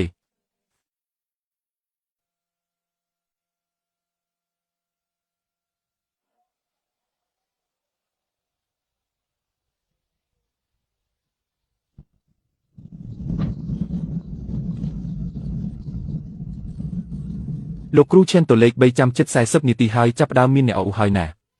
លោកគ្រូត្រីកេះរបស់ពូវោមួយអាទិត្យ20ក្បាលមិនគ្រាន់ទេត្រូវថែមដល់40ក្បាលប៉ុន្តែពូវោថាស្រះត្រីគាត់មានសមត្ថភាពផលិតមានកំណត់ធ្វើឆ្នាំងក្នុងដៃនេះឲ្យរួចសិនទៅគិតអីហ្នឹងលោកគ្រូខ្ញុំកំពុងគិតរឿងមួយតើតាមពិតទៅខ្ញុំចង់ធ្វើជាហាងដែលលក់ដាច់ខ្លាំងឬក៏ជាហាងដែលធ្វើម្ហូបឆ្ងាញ់ឲ្យប្រាកដអ្នកប្រុសធំលោកនៅចាំទេថាហេតុអ្វីបានជាខ្ញុំធ្វើតែមីធ្វើអស់50ឆ្នាំហើយខ្ញុំមិនដែលថែមុខម្ហូបផ្សេងទេមិនមែនមកពីខ្ញុំធ្វើមិនកើតទេគឺមកពីតែមីមួយចានហ្នឹងក៏ខ្ញុំរវល់ដល់ឃ្លីមិនរួចទៅហើយការធ្វើរឿងមួយឲ្យបានល្អបំផុតវាជាការងារពេញមួយជីវិតទៅហើយឥឡូវហ្នឹងក្នុងបញ្ជីមុខម្ហូបមានដល់ទៅជាង10មុខតើឯងមើលការខុសត្រូវរួចដែរឬទេលោកគ្រូស្អីគេម្ហូបទាំង6មុខនេះត្រូវតែធ្វើឲ្យដល់កម្រិតកម្ពស់គ្រប់មុខទាំងអស់បើញ៉ាំមិនគ្រាន់ទេស្អែកចាំមកម្ដងទៀតទៅ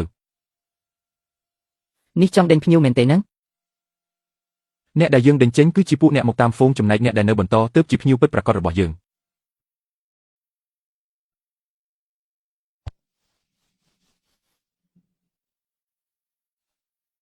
លោកប្រធានហឺអរគុណណាស់ដែលបានអញ្ជើញមក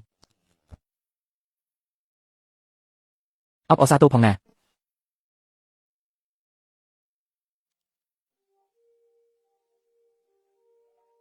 សៀវថាងការបើកហាងថ្មីលើកនេះលទ្ធផលមើលទៅមិនអន់ទេណាចំណែកលទ្ធផលការងារខាងឯងចាំមួយខែជាងទៀតចាំយើងមកមើលតួលេខជាក់ស្ដែងទៅចុះលោកគ្រូឆិនមានភ្ញៀវដើរចេញទៅទៀតហើយមិនបាច់ប្រញាប់ទេយើងយកពេលវេលាដែលសល់ទាំងប៉ុន្មានមកសម្រិតសម្រាំងលើមុខម្ហូបវិញល្អជាងពេលវេលារំងាស់សាច់ខិតត្រូវដំឡើងមក45នាទីវិញឲ្យដូចដើមកម្រិតភ្លើងសម្រាប់ចម្អិនត្រីត្រូវតែពិនិត្យនិងកំណត់ឡើងវិញឲ្យបានច្បាស់បាយឆាពងមាន់រាល់ខ្ទះគឺខ្ញុំសម្រិតសម្រាំងដោយផ្ទាល់ដៃខ្ញុំមកនេះក៏ដើម្បីតែមកញ៉ាំសាច់របស់អ្នកនឹងឯងនៅខាងក្រៅរកញ៉ាំរសជាតិបែបនេះមិនបានទេ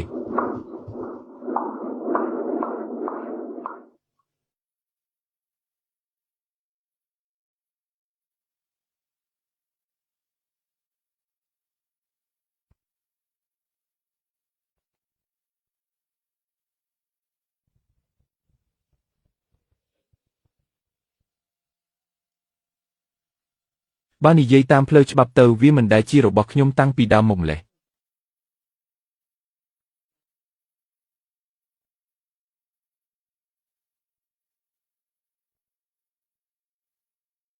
លោកគ្រូឆិននៅមានមីទៀតអត់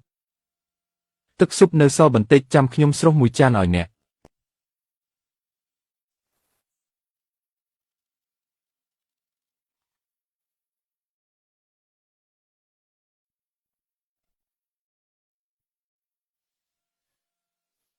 លោកគ្រូឆិនឲ្យហាងរបស់ខ្ញុំប្រហែលជាត្រូវបិទហើយមើលទៅអ្នកគ្រប់គ្រងយ៉ាវគាត់ចង់ដកសិទ្ធិយីហោត្រឡប់ទៅវិញហើយ2 ខែទៀតយីហោត្រីស្ងោរជ្រក់បងស្រីថេងគឺនឹងលែងមានពាក់ព័ន្ធអ្វីជាមួយខ្ញុំទៀតហើយចុះបន្ទាប់ពីនឹងអ្នកមានគម្រោងខ្ញុំក៏មិនដឹងដែរប៉ុន្តែខ្ញុំដឹងច្បាស់ថាខ្ញុំមិនចង់លក់អាហារកញ្ចប់ស្រាប់នឹងទៀតទេខ្ញុំចង់ធ្វើម្ហូបដោយដៃខ្លួនឯងឲ្យពិតប្រាកដម្ដងទោះបីជាបានតែម្ដងក៏ដោយចុះអ្នកចេះធ្វើម្ហូបអីខ្ញុំមិនចេះធ្វើម្ហូបអីសោះនឹង6 ឆ្នាំមកនេះខ្ញុំបានត្រឹមតែលក់របស់ដែលគេធ្វើស្រាប់ឲ្យតែប៉ុណ្ណោះសូម្បីតែហាន់បន្លែក៏ខ្ញុំមិនចេះផងចុះអ្នកព្រមរៀនដែរអត់ស្អែកម៉ោង 5 ព្រឹកនៅទីធ្លាខាងក្រោយយកកាំបិតមកជាមួយមួយផងបើគ្មានទេចាំខ្ញុំឲ្យខ្ចីយើងនឹងចាប់ផ្ដើមរៀនពីការហាន់ឆៃថាវទៅមុន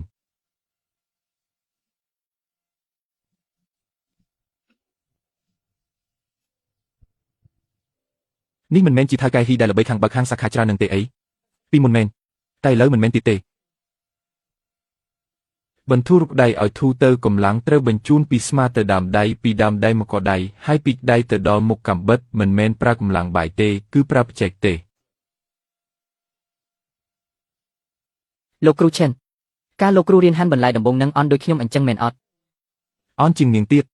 ថ្ងៃដំបូងខ្ញុំហន់មិនបានមួយចំណិតណាដែលប្រើការបានផងគ្រូជាខ្ញុំឡើងកន្លះម៉ោងជារួចហើយក៏ដេញឲ្យខ្ញុំហន់បន្តទៀត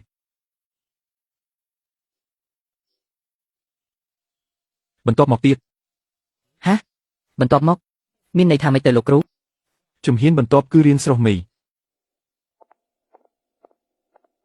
សៀវថាង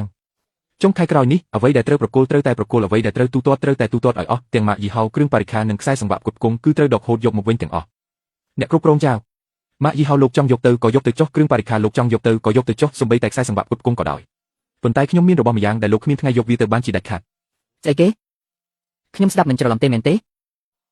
ម៉ាក់ថ្ងៃនេះលក់បានប៉ុន្មានចានហើយនឹង92ចានហើយនៅតែ8ចានទៀតគ្រប់100ចានហើយ100ចានអីចឹងពួកយើងអាចទិញកាតាបថ្មីបានហើយមែនទេម៉ាក់ទិញតើម៉ាក់នឹងទិញអាដែលស្អាតបំផុតឲ្យកុំសៀវថាងម៉ាក់ក្រោកឈរលេងរួចហើយបិទតូបគួយទីវត្រីទៅកូនម៉ាក់កូននឹងទៅធ្វើការកូននឹងចិញ្ចឹមម៉ាក់យករបស់នេះទុកទៅកូនមួយជីវិតនេះម៉ាក់ចេះធ្វើតែរបស់មួយមុខនេះទេកូនរក្សាវាទុកទៅក្រែងលោថ្ងៃណាមួយត្រូវប្រើវា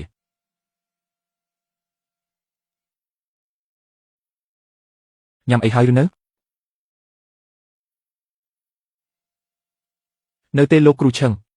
គុយទាវត្រីដែលម៉ាក់ខ្ញុំធ្លាប់ធ្វើពីមុនរសជាតិដូចមីមួយចានរបស់លោកគ្រូអញ្ចឹង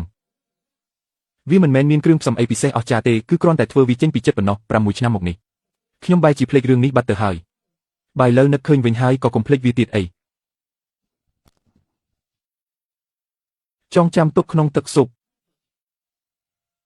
ត្រី2ក្បាលខ្ញី3ចំណិតស្លឹកខ្ទឹម2កំណាត់ដំបូងប្រើភ្លើងខ្លាំងឲ្យពុះរួចបន្ថយភ្លើងរងាស់1ម៉ោងកុំដាក់ប៊ីចេងឲ្យសោះណា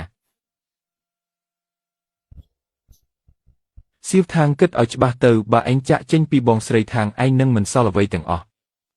អ្នកគ្រប់គ្រងជើខ្ញុំមានដៃមានជើងហើយក៏មានសៀវភៅរូបមន្តដែលម៉ាក់ខ្ញុំទុកឲ្យដែរប៉ុណ្ណឹងគឺគ្រប់គ្រាន់ហើយ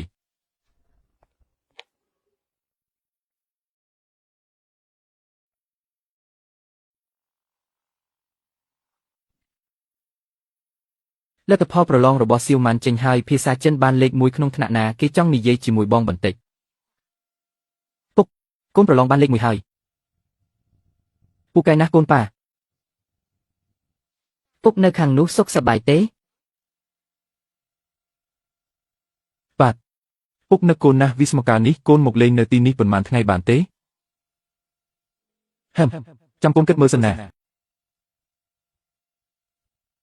លោកគ្រូចេនខ្ញុំចង់យករូបមន្តរបស់ម៉ាក់ខ្ញុំមកធ្វើគុយទាវត្រីឡើងវិញលោកគ្រូជួយមើលបន្តិចបានទេថាតើរូបមន្តនេះអាចប្រើបានអត់ប្រើបានតែត្រូវកែសម្រួលខ្លះរូបមន្តម៉ាក់ឯងនេះជាលក្ខណៈគ្រួសារបរិមាណតិចហើយការធ្វើក៏តាមចិត្តទៀតបើឯងចង់បើកខាងលក់ត្រូវតែមានស្តង់ដារមិនមែនស្តង់ដារបែបបំហូបកញ្ចប់ស្រាប់នោះទេគឺស្តង់ដារនៃស្នាដៃធ្វើម្ហូបតែម្ដងធ្វើម៉េចឲ្យគ្រប់ជំហានអាចចម្លងតាមបាននិងបន្តវេនបានប៉ុន្តែចំណុចសំខាន់លោកគ្រូបង្រៀនខ្ញុំមិនបង្រៀនឯងឲ្យធ្វើគុយទាវត្រីទេព្រោះគុយទាវត្រីជាស្នាដៃរបស់ម៉ាក់ឯងត្រូវតែស្វែងរករសជាតិនឹងដោយខ្លួនឯងអ្វីដែលខ្ញុំបង្រៀនឯងគឺរបៀបបំផ្លាញរូបមន្តមួយឲ្យក្លាយជាមុខម្ហូបដ៏ពិតប្រាកដ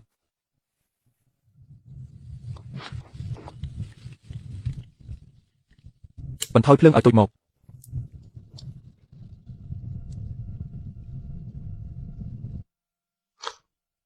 មិនត្រឹមត្រូវទេស៊ុបត្រីដែលម៉ាក់ខ្ញុំធ្វើមានរសជាតិឆ្ងាញ់ម្យ៉ាងដែលពិបាកនឹងពណ៌នាងណា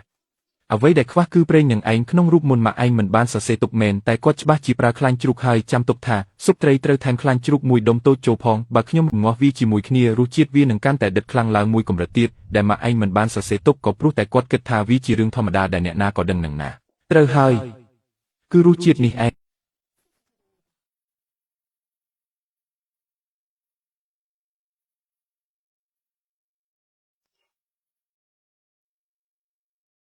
ចំអិន10ចានទៀតមកសៀវថាងកិច្ចសន្យាមិនប្រកួតប្រជែងរបស់នាងមិនទាន់ផុតកំណត់នៅឡើយទេរូបមន្តទិន្នន័យនិងខ្សែសង្វាក់ផ្គត់ផ្គង់ដែលនាងបានដឹងអំឡុងពេលចូលរួមអាជីវកម្មសុទ្ធតែជាការសម្ងាត់របស់ក្រុមហ៊ុនបើនាងយករបស់ទាំងនេះទៅបើកខាងថ្មីយើងនឹងប្តឹងអ្នកគ្រប់គ្រងចៅរូបមន្តគុយទាវត្រីនេះគឺជាកេរ្តិ៍មរតកដែលម៉ាក់ខ្ញុំទុកឲ្យខ្ញុំទេវាមិនពាក់ព័ន្ធអីជាមួយលោកឡើយបើលោកចង់ប្តឹងមែនទេតាមចិត្តគុយទាវត្រីហ៊ឺជីមិនបាច់បើកហាងដាច់ដោយឡែកទេនាងរើចូលមកទីនេះមកហាងមីគូនជីតាសាវស៊ីវឡូនិងគុយទាវត្រីហ៊ឺជីស្លាកយីហោ3ក្នុងហាងតែមួយមីទុកឲ្យគ្រូធ្វើម្ហូបជារបស់ខ្ញុំចំណែកគុយទាវត្រីជារបស់នាងលោកព្រមឲ្យខ្ញុំប្រើហាងរបស់លោកមែនហើយមិនមែនជាគំនិតរបស់ខ្ញុំទេគឺជាគំនិតរបស់លោកគ្រូខ្ញុំបានសួរគាត់រួចហើយគាត់ចុះលក្ខខណ្ឌវិញយ៉ាងម៉េចដែរប្រាក់ចំណេញចែកគ្នា60-40អ្នកយក6ខ្ញុំយក4គ្រឿងផ្សំអ្នកជាអ្នកទិញដោយខ្លួនឯងសម្ភារៈផ្ទះបាយប្រើរួមគ្នាហើយអ្នកត្រូវទទួលខុសត្រូវគ្រប់គ្រងពេលព្រឹកចំណែកខ្ញុំនិងសៀវគឺទទួលខុសត្រូវពេលថ្ងៃត្រង់និងពេលល្ងាចគម្រោងមួយនេះស្ទើរតែមិនបាច់ប្រើដើមទុនដំបូងតតែសោះណាបាទត្រូវហើយហេតុអីបានជាលោកព្រមជួយខ្ញុំពីព្រោះគុយទាវត្រីមួយចានរបស់ម៉ាក់អ្នកវាមានតម្លៃគួរបន្តរក្សាទុកព្រមព្រៀងគ្នាវ៉ាមើលចុះមានទាំងមីមានទាំងម្ហូបមានទាំងគុយទាវទៀតបដូរឈ្មោះទៅជាអាហារដ្ឋានយ៉ងហ្វឹងតែម្ដងទៅល្អជាង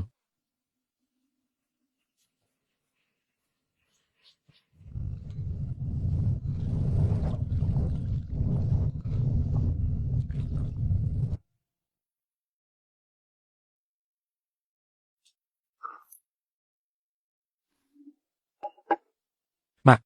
កូនធ្វើគុយទាវត្រីរបស់ម៉ាក់ឲ្យមានវត្តមានឡើងវិញបានហើយណា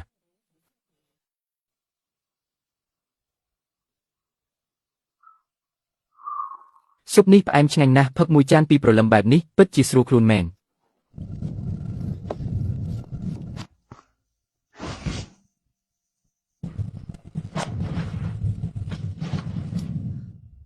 មិនមែនតតែវេនថ្ងៃត្រង់ទៅបងចូលធ្វើការទេអីនៅទំនេរក៏ទំនេរដែរត្រីដែលអូនហាន់នេះក្រាស់ពេកហើយហាន់ឲ្យស្ដើងជាងនេះបន្តិចទៅពេលដាក់ចូលស៊ុបទៅទើបសាច់ត្រីវារួញចូលគ្នាស្អាត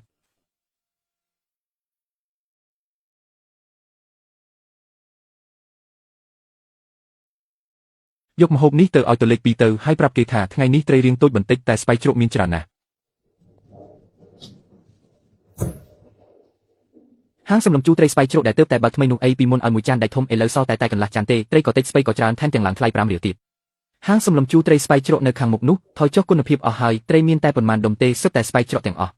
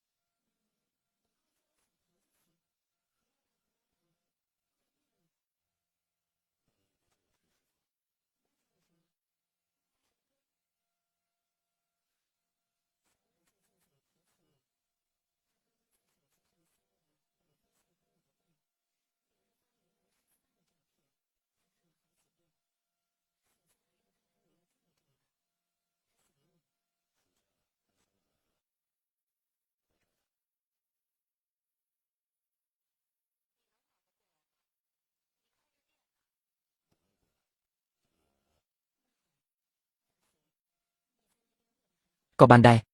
ល្អតាមានអារម្មណ៍ថាស្រួលជាងការនៅសន្តាគារទៅទៀត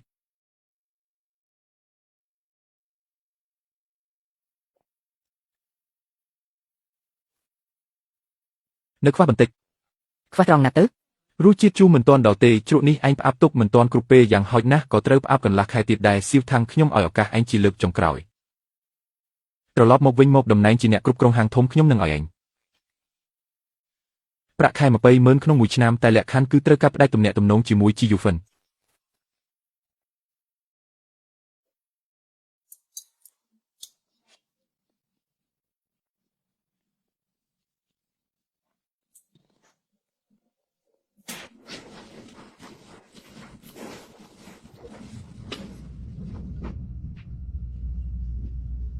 ម្ហូបដែលខ្ញុំធ្វើ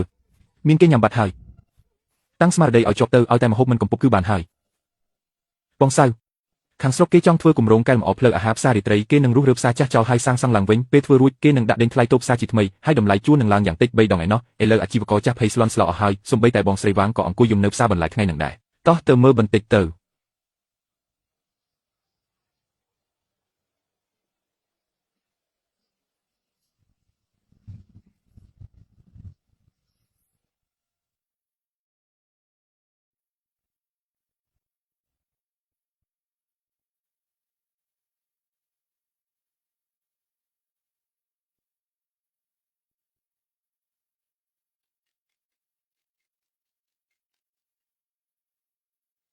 ពូឡាវខ្ញុំមានរឿងចង់ពិភាក្សាជាមួយពូបន្តិចគឺរឿងផ្សាររាត្រីនឹងណាពូ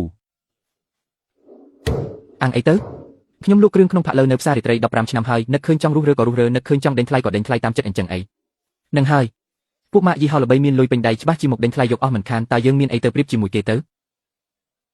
អស់លោកថៅកែទាំងឡាយខ្ញុំមិនមែនមកទីនេះដើម្បីសម្រេចចិត្តជំនួសអ្នកទាំងអស់គ្នាទេខ្ញុំផ្ទាល់ក៏ធ្លាប់ជាអ្នកលក់ដូរនៅផ្សាររាត្រីដែរខ្ញុំដឹងច្បាស់ថាទុកមួយមានន័យយ៉ាងណាសម្រាប់គ្រួសារនីមួយប៉ុន្តែគ្រាន់តែនិយាយគ្នានៅទីនេះគឺគ្មានប្រយោជន៍ទេយើងត្រូវតែធ្វើឲ្យអ្នកដែលមានអំណាចសម្រេចចិត្តបានឬគំនិតរបស់ខ្ញុំគឺយើងរួមគ្នាផ្តិតមេដែលលើលិខិតស្នើសុំមួយរួចដាក់ជូនទៅខាងស្រុកមិនមែនមកបង្កបញ្ហាឬមកកង្វះអីទេតែគឺជាការដាក់សំណើតាមផ្លូវការនិងសមហេតុផល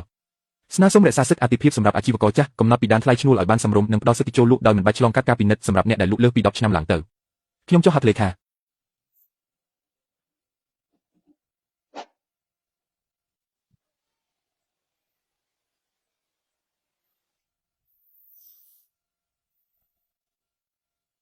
បើអ្នកមិនមែនជាអ្នករកស៊ីខាងម្ហូបអាហារទេទៅធ្វើជាមេធាវីក៏សំដែរលុយដែលខ្ញុំរកបានពីការធ្វើមេធាវីគឺគ្រប់គ្រាន់សម្រាប់បើកហាងបាន10ទៀតឯណោះ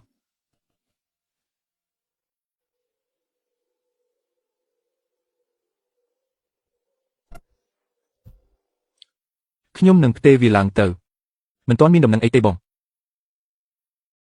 តើមានសង្ឃឹមខ្លះទេអត់ទេប៉ុន្តែអ្វីដែលគួរធ្វើគឺធ្វើអស់ហើយលទ្ធផលយ៉ាងណានោះវាមិនស្ថិតលើពួកយើងជាអ្នកសម្រេចឡើយបងធំ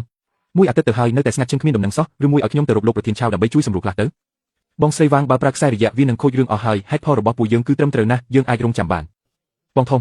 ប៉ុន្តែមានអ្នកខ្លះគាត់អត់ធ្មត់លេងចង់បានហើយពូលីកាពីម្សិលមិញគាត់ថាចង់ទៅរកគេនៅគណៈកម្មការគ្រប់គ្រងដោយផ្ទាល់មិនអនុញ្ញាតឲ្យអ្នកណាម្នាក់ទៅរកគេដោយផ្ទាល់ជាដាច់ខាតពួកយើងដាក់សំណើរួមគ្នាដូច្នេះត្រូវតែរងចាំលទ្ធផលជាមួយគ្នាបើមានអ្នកលួចបងធំខ្ញុំមានគំនិតមួយជាងអង្គុយចាំបែបនេះពួកយើងគួរតែធ្វើអ្វីម្យ៉ាងខ្ញុំចង់ថតវីដេអូខ្លីមួយដើម្បីបង្ហាញពីតម្រូវការរបស់ពួកយើងគឺថតពីជីវភាពប្រចាំថ្ងៃនៅផ្សារយប់នេះឯងដើម្បីឲ្យគ្រប់គ្នាបានឃើញថានៅពីក្រោយតូបនីមួយតើជាមនុស្សបែបណាហើយពួកគេរស់នៅយ៉ាងម៉េចខ្លះបងស្រីវ៉ាងតើបងលក់ដូរនៅទីនេះប៉ុន្មានឆ្នាំហើយចាប់ផ្ដើមលក់តាំងពីអាវ៉ាងតូចចូលរៀនម្ដាយអាម្លេះចំណែកឆ្នាំនេះវិញគឺម្ដាយក្មេកគាត់ចែកឲ្យខ្ញុំឆ្នាំដែកនេះប្រហែល30ឆ្នាំហើយណាចុះរាល់ថ្ងៃបងមកលក់តាំងពីម៉ោង3រសៀលមករៀបចំអីវ៉ាន់ហើយម៉ោង11យប់ទើបរៀបចំទុកដាក់ទៅផ្ទះវិញក្នុងមួយថ្ងៃរកបានតែ200-300ទេប៉ុន្តែវាល្មមសម្រាប់ថ្លៃសាលាកូនប្រុសខ្ញុំហើយ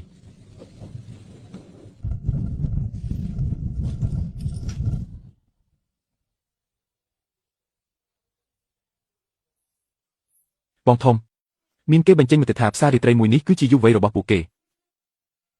ហើយក៏មានអ្នកខ្លះនិយាយថាมันអាចរុះរើបានទេបើរុះរើទៅគឺអស់រលីងហើយចុះការឆ្លើយតបយ៉ាងម៉េចដែរអាខុនផ្លូវការរបស់ផ្នែកផ្សព្វផ្សាយបាន share បន្តហើយណា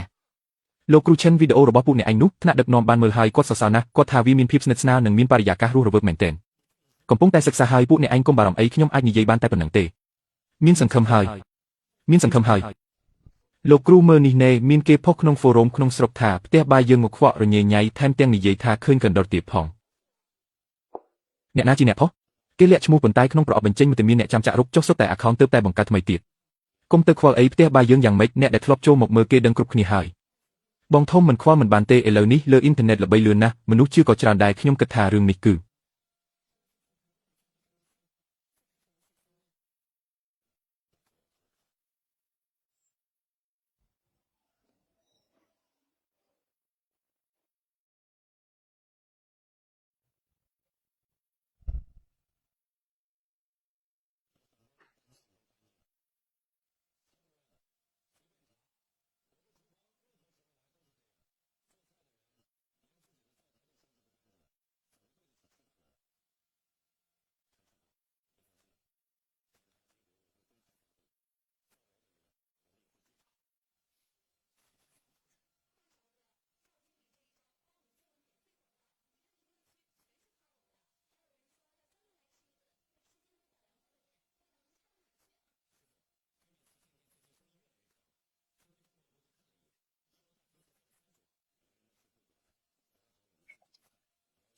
ការឆ្លើយតបដែលល្អបំផុតគឺត្រូវធ្វើម្ហូបឲ្យកាន់តែឆ្ងាញ់ជាងមុន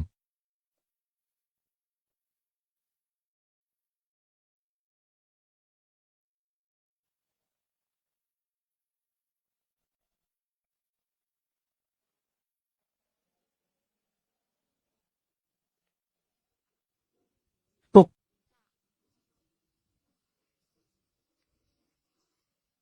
ខ្ពស់ជាងមុនច្រើនណាស់នេះតោះទៅញ៉ាំមីមួយចានសិនទៅនេះប្រហែលជាសៀវម៉ានហើយមើលទៅធំដឹងក្តីដល់ថ្នាក់នឹងហើយញ៉ាំមីទៅសាកមើលថាស្នាដៃពុកឯងនឹងចាញ់ខ្ញុំឆ្ងាយប៉ុណ្ណាឆ្ងាញ់ណាស់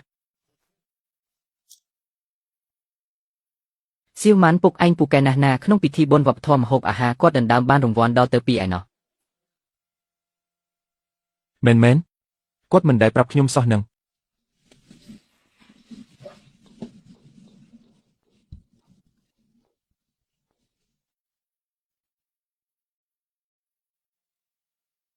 អ្នកប្រុសធំសាក់ភ្លុកមើលទៅចានេះជាមុខម្ហូបទី2ដែលខ្ញុំធ្វើតាមសៀវភៅកំណត់ត្រារបស់ម៉ាក់ខ្ញុំគឺសម្លំជូរត្រីតើនាងសាកល្បងប៉ុន្មានដងហើយ37ដងហើយ36ដងមុនបើមិនជូរពេកក៏នៅមានក្លិនឆ្អាបត្រីដែរឬក៏រសជាតិទឹកសឹមមិនទាន់ដិតដល់ល្អលើកនេះខ្ញុំមានអារម្មណ៍ថាវាហាក់ដូចជាបានសម្រេចហើយយ៉ាងម៉េចដែរ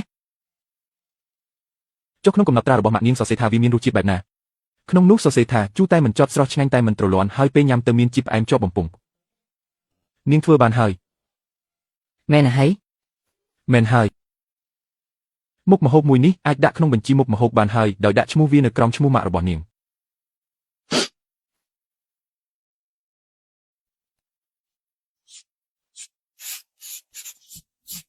បងស្រីខាងតើហឺស៊ីវឡាននឹងជាអ្នកណាទៅម៉ាក់របស់ខ្ញុំចុះហេតុអីបានជាបងយកឈ្មោះម៉ាក់បងទៅសរសេរនៅលើបញ្ជីមុខម្ហូបអញ្ចឹងត្រូវហើយមុខម្ហូបមួយមុខនេះគឺជារបស់គាត់មិនមែនជារបស់ខ្ញុំទេខ្ញុំគ្រាន់តែចម្អិនវាឲ្យចេញជាស្នាដៃរសជាតិរបស់គាត់បងស្រីខាងចុះទៅថ្ងៃមុខបើខ្ញុំមានមុខម្ហូបប្រចាំហាងដោយខ្លួនឯងដែរតើខ្ញុំអាចសរសេរឈ្មោះប៉ាខ្ញុំដាក់លើនឹងបានអត់ពិតជាបានតើ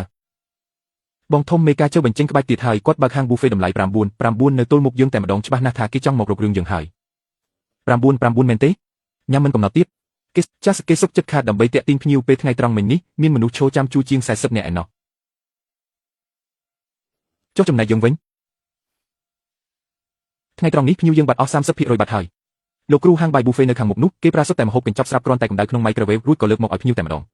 ពេលថ្ងៃត្រង់ខ្ញុំលួចទៅមើលបន្តិចដែរនិយាយតាមត្រង់ទៅម្ហូបនឹងគ្រាន់តែអាចញ៉ាំបានទេតែគ្មានរសជាតិអីបន្តិចសោះអ្វីដែលគេលក់មិនមែនជាម្ហូបទេគឺតម្លៃ9នរណាក៏មានលទ្ធភាពញ៉ាំដែរប៉ុន្តែគេញ៉ាំតែម្ដងដោយសារប្លែកភ្នែកទេបងធំតើយើងគួរតែបញ្ចុះតម្លៃដែរអត់មិនបាច់បញ្ចុះទេរបស់ពួកយើងសាច់កំពៃ8រៀលប្រាសាច់ជ្រូក3ជាន់ខ្មៅរបស់ពូឡាថតរងមកភ្លើងតិចអស់2ម៉ោងពេញតែបែរជាឲ្យបញ្ចុះតម្លៃមកសល់តែ10រៀលទៅវិញបើមិនដូរសាច់ទេក៏ត្រូវតែកាត់បន្ថយបរិមាណដែរបើធ្វើអញ្ចឹងតើវាខុសអីពីលក់ម្ហូបចុះឲ្យធ្វើម៉េចទៅធ្វើម្ហូបឲ្យល្អទៅមេឃចង់ភ្លៀងក៏តាមនឹងចុះ9រៀល9នឹងទុកមិនបានយូរទេរឿងរកស៊ីខាតដើមបែបនេះគ្មានអ្នកណាធ្វើបានយូរឡើយ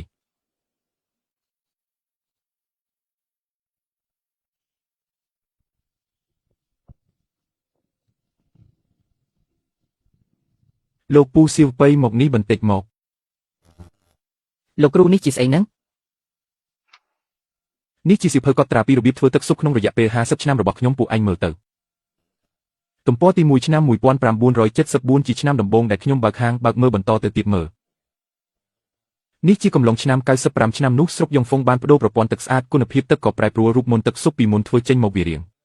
ពណ៌វាតាប្រើពេល3ខែដើម្បីកែសម្រួលដោយបដូរពីឆ្អឹងជ្រូកមកប្រើឆ្អឹងបំពង់វិញហើយថែមសម្បកក្រូចឃ្វិតក្រៀមមួយបន្ទះទៀត លោកតាការផ្លាស់ប្ដូរទាំងអស់នឹងលោកតាក៏ទុកទាំងអស់ ការផ្លាស់ប្ដូរទាំង37យ៉ាងមិនថាជារដូវកាលខុសគ្នាគុណភាពទឹកខុសគ្នារំសាយខុសគ្នាទេសុទ្ធតែត្រូវកែសម្រួលរសជាតិទឹកស៊ុបបន្តិចបន្តួចទាំងអស់សៀវប៉ៃឯងរៀនធ្វើមីចំណែកពួកឯងរៀនធ្វើម្ហូបប៉ុន្តែវិញ្ញាណនៃរូបមន្តទឹកស៊ុបនេះថ្ងៃនេះទើបតាប្រគល់ឲ្យពួកឯងលោកតាទាំងអស់នេះសុទ្ធតែលោកតាសរសេរដោយដៃមួយទូដោយបើមិនឲ្យតាសរសេរតាឲ្យអ្នកណាគេសរសេរទៅតាមិនដែលបានរៀនសូត្រខ្ពង់ខ្ពស់អត់ចេះប្រើទូរស័ព្ទវាអក្សរអីនឹងទេកាលនៅក្មេងសរសេរស្អាតទ្រាំបើតែដល់ចាស់ទៅដៃវាមិនសូវស្ដាប់បង្គាប់សរសេរមកអាក្រក់មើលបន្តិចហើយប៉ុន្តែឲ្យតែតានៅកម្រិតដៃសរសេររួចវានឹងមិនដាច់ពូជឡើយកុំមកធ្វើរំភើបអីអញទៅរៀនធ្វើទឹកជ្រលក់សាច់ក្រោយស្ទាត់ទៅកុំឲ្យខូចរូបមន្តសៀវប៉ៃអញក៏ត្រូវកត់ត្រាទឹកស៊ុបថ្មីដែលអញបានសាកល្បងនឹងចូលដែរលោកគ្រូខ្ញុំនឹងចាំទុកលោកតាខ្ញុំក៏ចាំទុកដែរសៀវម៉ៃថ្ងៃនេះមុខម្ហូបស៊ូចាឈីនមួយនេះអញធ្វើដោយខ្លួនឯងទៅចាំតានៅមើលពីក្បែរនេះចាស់លោកតាលោកគ្រូយ៉ាងម៉េចដែរទៅរសជាតិត្រូវហើយតែភ្លើងខ្លាំងជ្រុលបន្តិចលើក្រោយពេលឆាត្រូវលើកចុះឲ្យលឿនជាងមុន10វិនាទីចាស់ស្អីចឹងអាចលើកចេញទៅបាននៅលើកទៅ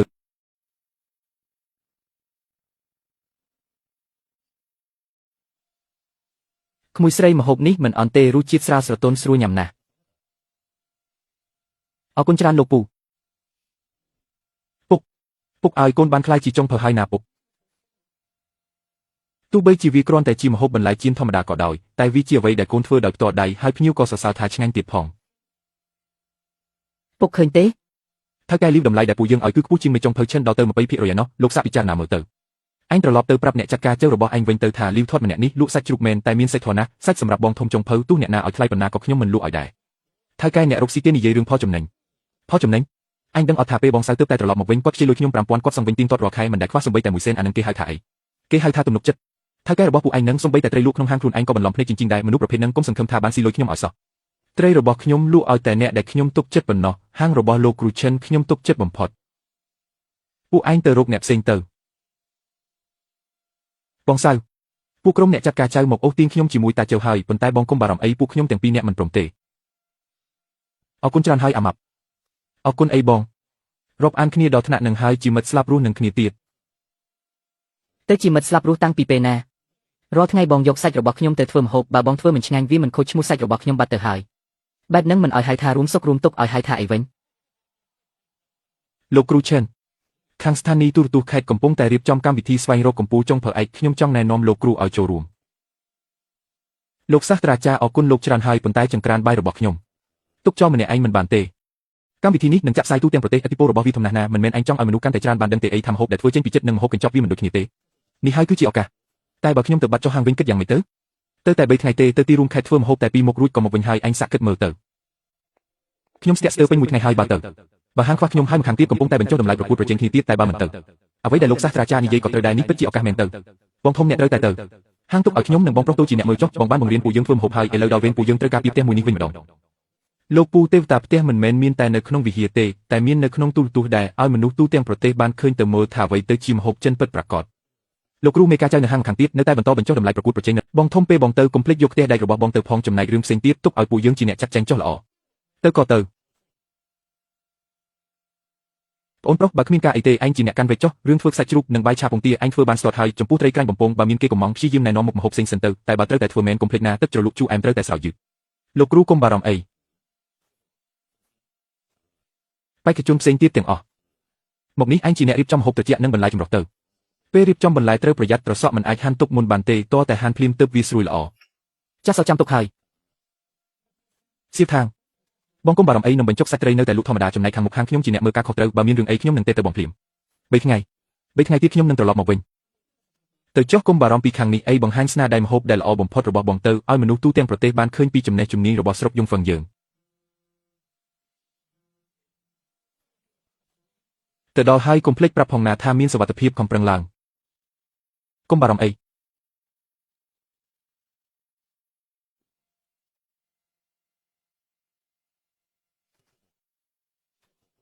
លោកគ្រូឈិនផ្ទះមួយនេះមើលទៅហាក់ដូចជាមានអាយុកាលយូរឆ្នាំណាស់មកហើយមែនទេ 30 ឆ្នាំហើយវាជាគេដំណើរដែលឪពុកខ្ញុំទុកឲ្យ តើថ្ងៃនេះលោកគ្រូត្រៀមធ្វើម្ហូបអ្វីដែរ បាយឆាពងទាហើយនិងខ្សាច់ជ្រូក មានតែពីរមុខនឹងទេអី ខ្ញុំបានរៀបចំម្ហូបបែបច្នៃប្រឌិត molecular cuisine ព្រោះខ្ញុំចេះតែប៉ុណ្្នឹងឯង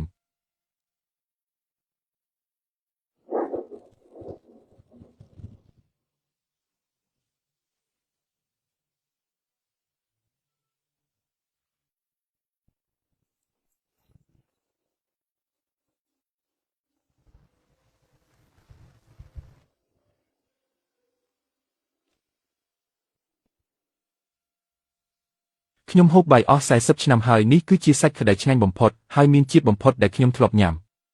វាធ្វើឲ្យខ្ញុំនឹកឃើញដល់រសជាតិស្នាដៃម៉ាក់របស់ខ្ញុំថ្ងៃនេះមានទូរស័ព្ទចូលជាង20ខ្សែហើយសុទ្ធតែសួររកផ្លូវមកញ៉ាំបាយនៅទីនេះទាំងអស់បងស្រីហ៊ី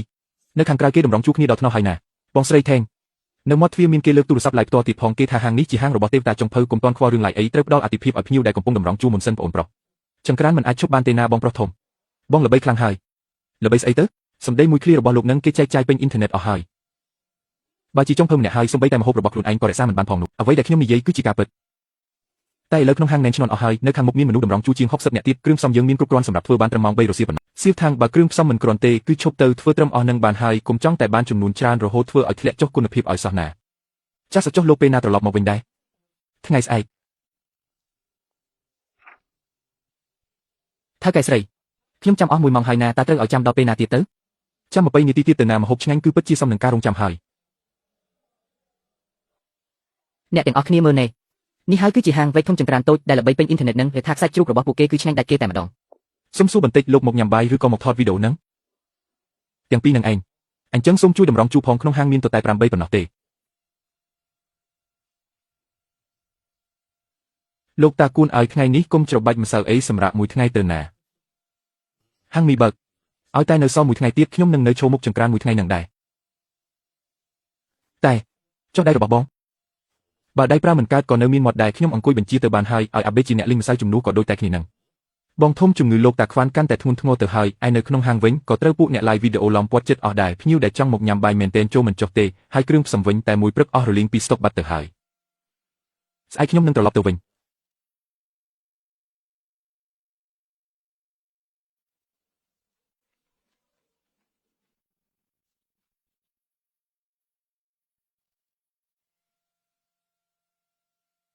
បងធំរឿងបិទហាងល្បីពេញអ៊ីនធឺណិតអស់ហើយមានអ្នកខ្លះជឿថាបងឯងចរិតប្រែប្រួលតែអ្នកខ្លះទៀតក៏នៅតែគាំទ្របងដែរឲ្យពួកគេនិយាយទៅខ្ញុំបើកហាងមិនមែនដើម្បីចង់ល្បីតាមអនឡាញអីហ្នឹងទេគឺដើម្បីធ្វើម្ហូបបើល្បីហើយត្រូវមកអង្គុយបម្រើតែពួកអ្នកចង់ល្បីអស់ហ្នឹងទៀតតើវាខុសអីពីការលក់ម្ហូបកញ្ចប់ស្រាប់ទៅលោកគ្រូចុះ3ថ្ងៃក្រោយគិតយ៉ាងម៉េចយើងមិនអាចបិទហាងរហូតបែបហ្នឹងបានទេណា3ថ្ងៃក្រោយនឹងបើកលក់ធម្មតាវិញតែមានច្បាប់ថ្មីមួយគឺរាល់ថ្ងៃចំនួនមានកំណត់ធ្វើអស់គឺអស់ហើយមិនទទួលការកក់ទុកមិនទទួលការឡាយផ្ទាល់បើចង់ញ៉ាំសូមទៅតម្រង់ជួរទៅដាសាវអញបានមើលកម្មវិធីទូរទស្សន៍របស់អញហើយលោកគ្រូយល់យ៉ាងម៉េចដែរម្ហូបធ្វើបានល្អតែសម្ដីមួយឃ្លានោះដែលថាវសុំអង្វរគុំមកអីគឺនិយាយបានល្អណាស់លោកគ្រូការល្បីឈ្មោះជួនកាលវាប្រៀបដូចជាម្ហូបកញ្ចប់ស្រាប់អញ្ចឹងត្រូវគេប្រើប្រាស់យ៉ាងលឿនរហូតបាត់បង់រសជាតិដើមអស់អញ្ចឹងហើយបានជាអញបិទហាង3ថ្ងៃទុកឲ្យចង្ក្រានវាត្រជាក់ខ្លះទៅព្រោះក្រោយពេលវាត្រជាក់ហើយពេលដែលវាក្តៅឡើងវិញទើបជាភ្លើងពិតប្រាកដ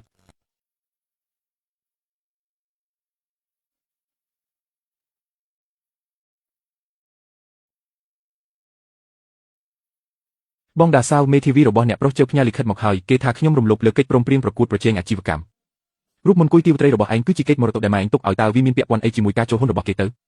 គេថារាល់បទពិសោធន៍អាជីវកម្មទាំងអស់ដែលខ្ញុំទទួលបានក្នុងអំឡុងពេលចូលហ៊ុនគឺជារបស់ក្រុមហ៊ុនទាំងអស់ចុះដៃរបស់ឯងវិញចំណេះដឹងកម្មវិធីដែលឯងហាន់ត្រីនឹងគឺគេជាអ្នកបង្រៀនមែនទេចំណេះដឹងធ្វើស៊ុបរបស់នាងគឺគាត់ជាអ្នកបង្រៀនឲ្យតើនាងកំពុងតែលេងជាមួយភ្លើងហើយអ្នកគ្រប់គ្រងចៅកិច្ចសន្យារបស់លោកមិនអាចមកគ្រប់គ្រងលើចំណេះដឹងដែលម៉ាក់ខ្ញុំបន្សល់ទុកឲ្យខ្ញុំបានទេសៀវភៅរូបមន្តនេះត្រូវបានសរសេរតាំងពីសតវត្សឆ្នាំ90មកម្លេះគឺមុនក្រុមហ៊ុនរបស់លោកដល់ទៅ15ឆ្នាំឯណោះចំណែកឯកម្មសិទ្ធិបញ្ញាម៉ាក់យីហោខ្ញុំក៏បានដាក់ពាក្យស្នាគឺសៀវថាងនាងប្លែកពីមុនណាស់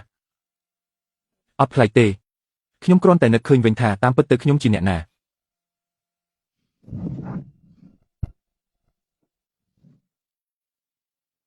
ពុកស្អែកខ្ញុំត្រូវឡើងរថភ្លើងហើយរបស់របររៀបចំរួចរាល់អស់ហើយពុកខ្ញុំចង់រៀនធ្វើមីយ៉ាងឈុនមួយចានពីពុកកូនចង់រៀនធ្វើមីមែនទេចាស ខ្ញុំចង់រៀនធ្វើមីមួយចានដែលពុកធ្លាប់ធ្វើឲ្យញ៉ាំដើម្បីយកទៅវិញពេលនៅផ្ទះក៏អាចធ្វើញ៉ាំបានដែរ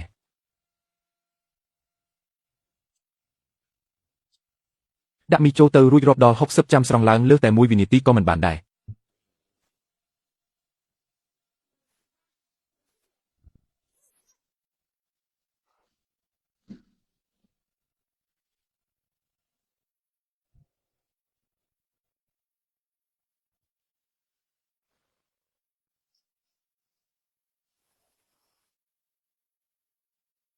ឆ្ងាញ់ជាងលើកដំបូងដែលប៉ាអញធ្វើទៅទៀតមែនហើយមែនតើមីដែលប៉ាអញធ្វើលើកដំបូងនោះស្ទើរតែធ្វើឲ្យមនុស្សស្លាប់ទៅហើយប៉ាគឺជាវីរបុរសរបស់កូនហើយណា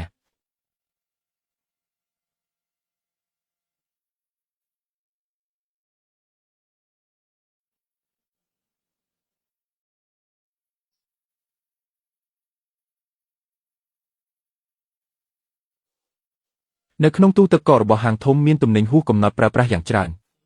នេះជាកញ្ចប់គ្រឿងផ្សំថ្ងៃផលិតនិងការបរិច្ឆេទផុតកំណត់ត្រូវបានគេលួចកែបន្លំហើយខ្ញុំមានភស្តុតាង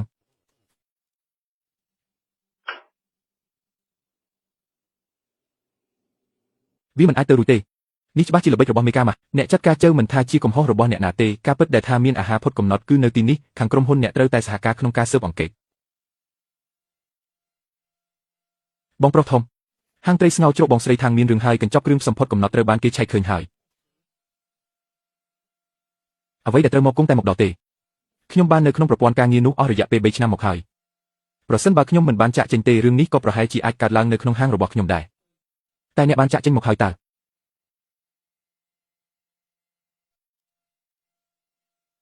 លោកគ្រូឈិនខាងស្រុកបានប្រកាសជាផ្លូវការនៅគម្រោងកែលម្អផ្លូវវប្បធម៌ម្ហូបអាហារក្នុងតំបន់ទីក្រុងចាស់ហើយវាមិនដូចការពីផ្សាររាត្រីលើកមុនទេលើកនេះគឺជាគម្រោងអភិរក្សវប្បធម៌ដែលដឹកនាំដោយរដ្ឋាភិបាលផ្ទាល់មិនមែនជាការដេញថ្លៃបែបពាណិជ្ជកម្មឡើយ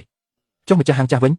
សំណើរបស់ពួកអ្នកខាងស្រុកគេយល់ព្រមយកទៅអនុវត្តហើយណាចំពោះម្ចាស់ហាងដែលរកស៊ីលើសពី10ឆ្នាំគឺអាចចូលមកនៅបានដោយមិនបាច់ឆ្លងកាត់ការពិនិត្យទេហើយលោកប្រធានឆាវចុះគោលដៅចម្បងរបស់វិថីវប្បធម៌នឹងគឺជាគឺដើម្បីរក្សាជាតិដើមបង្ហាញពីវប្បធម៌អាហាររបស់ស្រុកយងហ្វឹងយើងមិនយកហាងលក្ខណៈសាខាមិនយកបែបឧស្សាហកម្មទេគឺចង់បានហាងចាស់ដែលមានបរិយាកាសអ៊ូអរពិតខាងស្រុកបានអញ្ជើញហាងមីត្រកូលគួននិងហាងឆាដាសាវជាផ្លូវការក្នុងនាមជាតំណាងហាងដែលមានឈ្មោះល្បីយូរលង់ឲ្យមកនៅទីតាំងស្នូតែម្ដងលោកប្រធានឆាវបើឲ្យខ្ញុំរើទៅម្នាក់ឯងវាគ្មានន័យអីទេចុះបងស្រីវាងនិងពូតកោចាងពួកគាត់យ៉ាងម៉េចដែរកុំបារម្ភអីកន្លែងសម្រាប់ម្ចាស់ហាងចាស់ទាំងអស់គឺត្រូវបានទុកឲ្យរួចរាល់អស់ហើយបងដាសាវបងធ្វើបានហើយទីបំផុតម្ចាស់ហាងចាស់ទាំងអស់មានកន្លែងរស់នៅពិតប្រាកដហើយមិនមែនមកពីខ្ញុំម្នាក់ឯងទេគឺមកពីពួកយើងទាំងអស់គ្នានឹងណាបើគ្មានសំណើរបស់នាងនិងវីដេអូទាំងនោះទេថ្នាក់ដឹកនាំក៏មើលមិនឃើញពីបញ្ហានេះដែរចុះបងវិញបងទៅដែរអត់ទៅតែមិនមែនខ្ញុំទៅម្នាក់ឯងនោះទេតើបងមានន័យថាម៉េចហ្នឹងខ្ញុំនឹងហៅអ្នកទាំងអស់គ្នាឲ្យមកជួបជុំគ្នានិយាយឲ្យច្បាស់មកអ្នកប្រុសធំតាអ្នកប្រុសហៅពួកយើងមកមានការអីមែនទេគម្រោងវិថីវប្បធម៌នៅក្នុងស្រុកយើងទទួលបានការអញ្ជើញឲ្យចូលរួមហើយសម្រាប់អាជីវករចាស់គឺមិនបាច់ឆ្លងកាត់ការពិនិត្យទេហើយថែមទាំងមានការឧបត្ថម្ភថ្លៃឈ្នួលទៀតផងនេះជាដំណឹងល្អណាស់អញ្ចឹងរើទៅមកទៅតែខ្ញុំមានលក្ខខណ្ឌមួយខ្ញុំមិនរើទៅម្នាក់ឯងទេបើចង់រើគឺពួកយើងត្រូវតែរើទៅជាមួយគ្នាទាំងអស់តើមានន័យថាម៉េចហ្នឹងវិថីវប្បធម៌មួយនេះមិនមែនមានតែហាងមីត្រកូលខ្វាន់ទេគឺនៅមានម្ហូបរបស់បងស្រីវាងនិងសាច់អាំងរបស់ពូយ៉ាងទៀតនេះហើយគឺជាព្រលឹងនៃផ្សាររាត្រីស្រុកយងឈឹងបើខ្វះម្នាក់ណាក៏មិនកើតដែរពួកយើងត្រូវតែនាំយករសជាតិដើមទាំងនោះទៅបង្កើតឡើងវិញនៅលើវិថីថ្មីមួយនោះខ្ញុំនឹងធ្វើជាមួយអ្នកប្រុសរកខ្ញុំម្នាក់ទៀតអញ្ចឹងតូបលក់សាច់ជ្រូករបស់ខ្ញុំក៏ត្រូវរើទៅតាមដែរបើពួកអ្នកនៅទីនោះអស់ហើយមួយរបស់ខ្ញុំក៏នៅទីនោះទាំងអស់ដែរ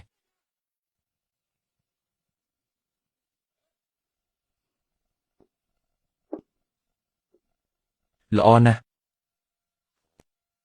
ជួយគ្នាលើកទៅលោកគ្រូឆេនជួនៅតំបន់កណ្ដាលនេះគឺជារបស់ពួកលោកទាំងអស់ហាងមីហ្គួនជេនៅចំកណ្ដាលគេហើយសងខាងតុបឲ្យបងស្រីវងនិងពូហ្សែងធំម្លេះតុបលក់សាច់ផាក់ឡូវរបស់បងស្រីវងលើកនេះមិនមែនជាតុបទេគឺជាហាងតែម្ដងហើយខាងស្រុកគេជួយចេញថ្លៃឈ្នួលផ្ទះឲ្យចុះចំណែកខ្ញុំវិញបងស្រីមើលនេះជាប្រព័ន្ធបឺផ្សែង